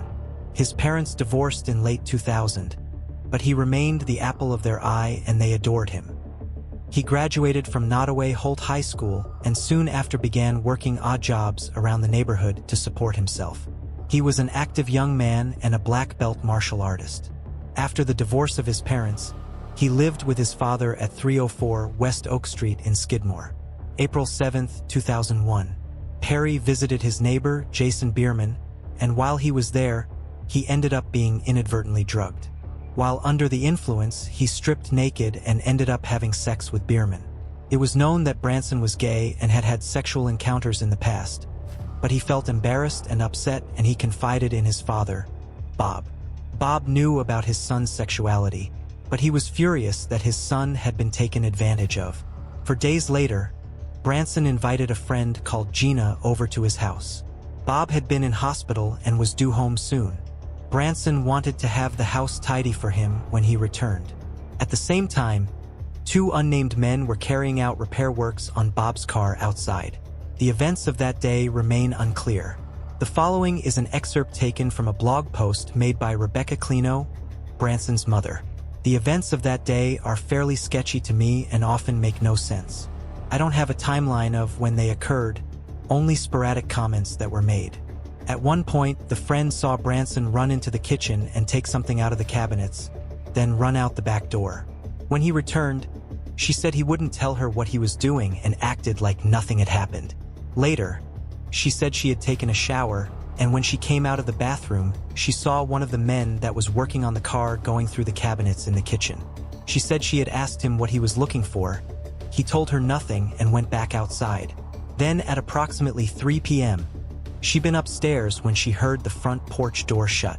She looked out the window and saw Branson. She asked him where he was going and he told her he was going to put the jumper cables into the storage shed and would be right back. She never saw him again. The men that had been working on the car claimed to have never seen him. No one saw him. When Branson didn't return from outside, Gina says that she believed he had simply gotten sidetracked, so she left his house and went home. The next day, April 12th, Branson's grandmother, Joanne, stopped by the Perry residence. When she got to the house, she realized no one was home and that the door was unlocked. Over the next few days, she continued to call the house but would get no answer. She contacted Branson's mother and they realized that neither had spoken to him. Bob was discharged from hospital a few days later than expected and he and his wife went to report Branson as a missing person on April 17th. County police organized a 15-mile radius search of the area surrounding Branson and Bob's home. They could find no trace of him in the fields or abandoned buildings. Police also couldn't locate the jumper cables he said he was taking to the shed. It wasn't until 2 weeks later that they were found just inside the door. For the following 6 weeks, the police interviewed at least 100 people in Skidmore in an attempt to piece together Branson's movements and generate any new leads. They spoke to his friend Gina, who was one of the last people to see Branson. She told the police that Branson had been experimenting with drugs, namely marijuana and amphetamines. This was confirmed by a member of his family, who said that he had a bottle of Valium with him on the day he disappeared. Following this lead, police began investigating other drug users who were known to Branson, but they all passed polygraph tests when they said they had not seen him. Rumors circulated that Branson was indebted to local drug dealers, but no information surrounding this came to light. Bob's first thought was that he was embarrassed by his encounter with Bierman and as a result had gone to Kansas City to see friends. He also assumed he could have hitchhiked as he didn't have a working car. The investigation into what happened to Branson stalled and nothing new would arise until 2003. On April 10th of that year, a 59-year-old pastor and scout leader called Jack Wayne Rogers was arrested. Allegations ranged from child pornography and assault to practicing medicine without a license after he removed the genitalia of a trans woman in a hotel room. in a botched gender reassignment operation. After being unable to stop her from bleeding, his victim called 911. While investigating him, they uncovered numerous posts he had made on message boards pertaining to the torture and assault of various men. One of these posts stood out to investigators. In it, he claimed to have been flagged down by a blonde male hitchhiking. He described raping, torturing, and mutilating the young man. He also claimed that the victim had been buried in a secluded area of the Ozarks. Police believed that there was a possible connection to Branson. However, Rogers denied seeing him, let alone knowing him. He said all the posts he had made were part of a fantasy and completely made up. The law enforcement were not convinced. They continued searching Rogers and in his car found a turtle claw necklace, which bore a resemblance to one that Branson had owned. In April 2004, Rogers stood trial and was convicted of assault and performing an illegal surgery, for which he received a sentence of 17 years and 7 years respectively. He also received a 30-year sentence for charges relating to child pornography, which would run concurrently. Whilst he was being sentenced, Branson's mother Rebecca begged and pleaded with him for information on her son's whereabouts. He maintained that he did not know Branson and was not involved in his disappearance. Afterwards, Rebecca said she no longer believed Rogers was involved.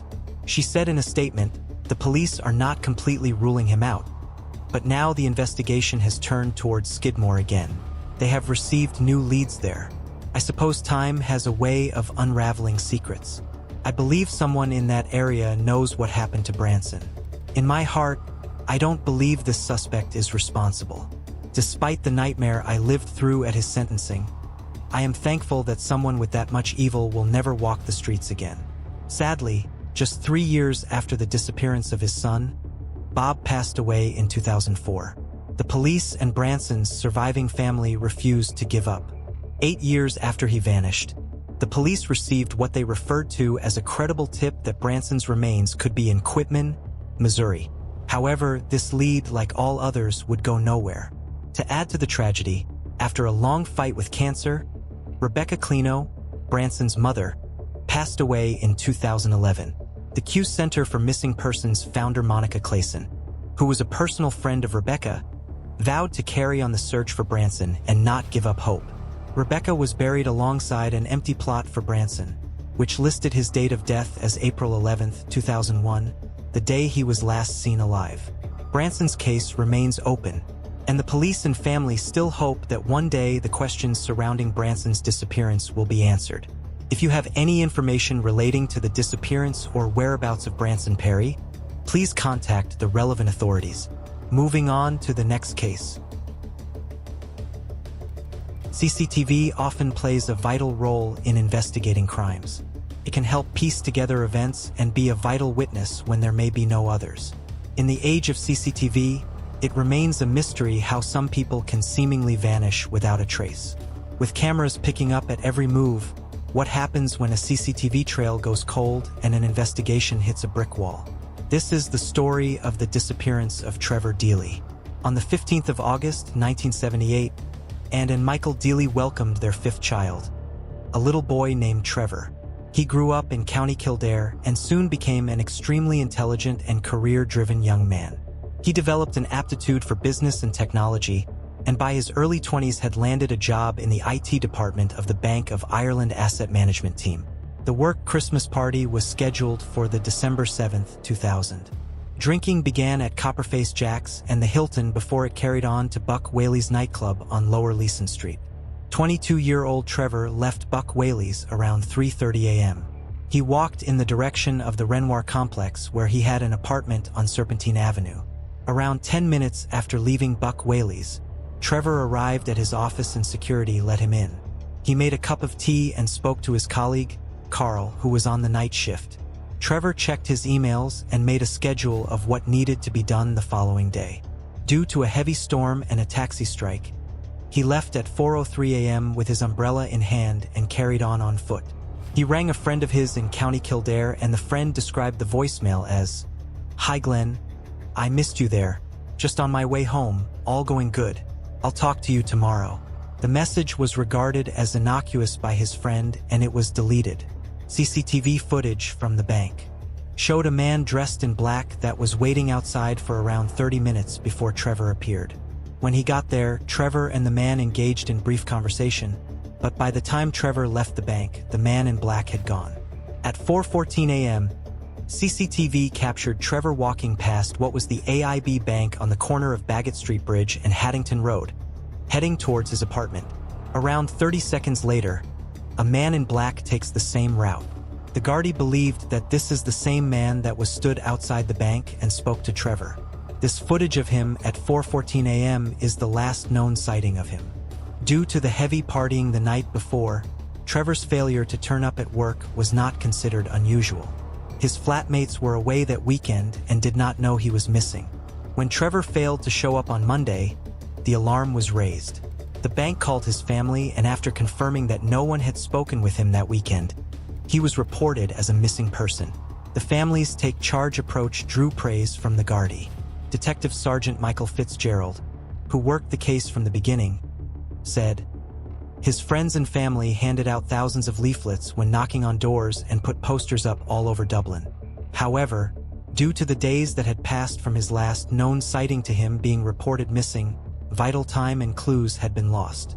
In the weeks before his disappearance, Trevor had flown to Alaska to meet a girl that he had befriended while she was holidaying in Dublin. Two Gardaí traveled out to Alaska to talk to her, but this proved to be another dead end. The Garda Sabaqua team scoured the River Dodder and the Grand Canal, but turned up nothing. Trevor's sister Michelle said that she called his phone a few times over the weekend he went missing, and she believes that it rang out. Dr. Philip Perry, a senior research fellow in Radio and Optical Communications Laboratory at Dublin City University, said that had Trevor's phone gone into the water, it would have died within seconds. Has since stated that she is not 100% sure it rang. After 16 years and still no trace, the investigation was reopened in December of 2016. In April 2017, the CCTV footage was enhanced and released to the public. The Gardaí said they believe that the man seen following Trevor was the same man from outside the bank. He remains a person of interest, and to date, no one has come forward. In August that same year, the Guardia began searching a secluded area stretching 3 acres of a Dublin suburb, around 5 miles from where Trevor had been seen on the CCTV footage. They had received a tip that Trevor had been murdered that night by a criminal from Crumlin, County Antrim, a criminal that was well known to the Guardia. He was involved in a prostitution and drug gang who operated in the area that Trevor was last seen. The gang had also been investigated in June 1998 for the murder of Sinead Kelly, a young prostitute who'd been stabbed to death on Grand Canal Bank. The informant said that Trevor had crossed paths with his murderer by chance, and it was simply a case of wrong place, wrong time. By September, the search had been called off. Trevor's case remains open and as yet unsolved. If you have any information relating to the disappearance or whereabouts of Trevor Deely, please contact the relevant authorities. Moving on to the next case. The disappearance of Marilyn Bergeron captivated Canada. Born in Quebec in 1983, she was a bright and gifted child with a love for the arts, music, and languages. Her open and inquisitive nature meant she was fascinated by different cultures and ways of life. Her parents described friends that could be a bad influence, and she could sometimes find herself in trouble due to her recklessness. Her passion for the arts meant she graduated with a degree in media arts and technology, and she would eventually move to Montreal in 2005. She was able to use her degree by working as a freelance editor for local stations and worked as a sales assistant in a music store. Her ultimate dream was to become a flight attendant, a job that would show her the world and everything it had to offer. However, this bright and happy young woman would soon become a frightened and paranoid one. In early 2008, she told her family she wanted to return to Quebec City, as she was too frightened and didn't feel safe being in Montreal. February 10, 2010, Marilyn leaves her apartment in Hochelaga, Maisonneuve suddenly, and by the 16th of February, she's moved back home to Quebec City to be with her parents. It became clear to her family that something was deeply wrong. She appeared withdrawn and troubled. Her sister Natalie said that when questioned, Marilyn would refuse to talk and break down in tears. Marilyn denied it was financial woes, drug misuse, or relationship problems.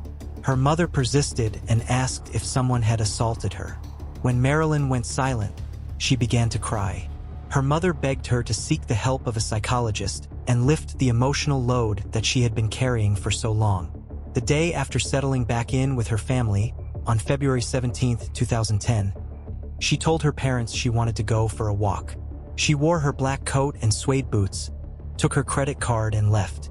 At around 11 a.m., she was spotted on CCTV trying to withdraw $60 from an ATM in Loretteville, but her card was declined. The footage shows her repeatedly looking over her shoulder as if on the lookout for something or someone. That afternoon, she went to a coffee shop, Cafe Depot, and paid using her card. The clerk said that she appeared agitated and eager to leave. When Marilyn didn't come home that night, her parents knew something was desperately wrong, and they reported her as a missing person to the police. Investigators traced her card to the ATM and coffee shop, and her parents scoured the city, handing out flyers in a desperate attempt to find their daughter. The story of her disappearance quickly became front-page news. Images of her circulated through different media circuits, and the investigation ramped up. When the police discovered the CCTV of the withdrawn and anxious Marilyn, they initially would not show her parents. They were concerned it would cause them too much unnecessary distress. When her parents eventually watched the footage back, they agreed that she looked helpless. Famed crime reporter Claude Poirier examined the case as part of his TV show Poirier Enquête. When standing at the same ATM, he theorized that she could have been looking at a parked car on the street, which would have been in her line of vision. Further credence is added to this argument when considering that it was a 16-mile trip from her parents' house to the coffee shop. While it was feasible that she walked as she was fit and healthy, her family argue it was more reasonable that she was driven by someone, but to date no one has come forward saying they gave her a lift. The trail quickly went cold and all leads were dead ends. It would be 2 years before any kind of breakthrough. A man got in contact with Claude Poirier saying that Marilyn was in Hawkesbury, Ontario, and that he'd seen her there consistently in the area for over a year. Other locals confirmed this after seeing a photograph of her. They agreed that she had been living there with a man. Marilyn's family became frustrated with the lack of progress surrounding her disappearance. The police had not considered foul play and were treating it as a disappearance and possible suicide. Her family continued making requests to have the Sûreté de Québec, the SQ, or the Montreal police examine her case. The SQ can investigate across the province and had a formidable reputation, and the Montreal police can investigate in the city from which she fled. The requests of the family to have either force take over her case were rejected, and the family expressed their frustration at a press conference in February 2017. The Quebec City Police responded to the criticism, saying they take the case seriously and have done all they can to keep the family informed with the investigation. The SQ said the spokesperson, "In this case, wherever required, the Sûreté de Québec offered its full cooperation and support to the Quebec City Police Service." The reward to find their daughter was increased to $30,000 Canadian dollars. Their lawyer, former Justice Minister for the province, Marc Bellemare, expressed disappointment with investigators for refusing to hand over to either the SQ or the Montreal police. He also announced that a tip line had been set up in order to gather any possible leads on Marilyn's whereabouts. The family held another press conference in November that year, where they announced that 43 sightings had been reported to the tip line. Jonathan Gaultier, who had known Marilyn in college, had reconnected with her in 2007 while she was still in Montreal. He spoke with journalists on the 10th of December. He explained that she had become increasingly fearful and reclusive in the 2 months before her disappearance. He said that when he and Marilyn were going to the same party, he was shocked by the sudden change in Marilyn's personality. She was no longer the inquisitive and positive young woman she once was. Instead, she was despondent and listened to her music in the dark. When they got to the party, her mood slightly improved. But after talking with a friend, she quickly became frightened and anxious, as if she'd been reminded of something she wanted to forget. She quickly asked to go home. When they returned to her apartment, her demeanor deteriorated rapidly and she began to cry uncontrollably. Jonathan tried to comfort her, to get her to explain what had happened. He asked if she had been raped or witnessed a murder. She said no, something much worse had happened. He continued to ask her what it was, but she would not say anymore. She said to him, "You can't even begin to imagine what I've been through, Joe." He is quoted as saying, "I tried to get her to say what it was for 3 or 4 hours. I got the impression she did not want to put me in danger."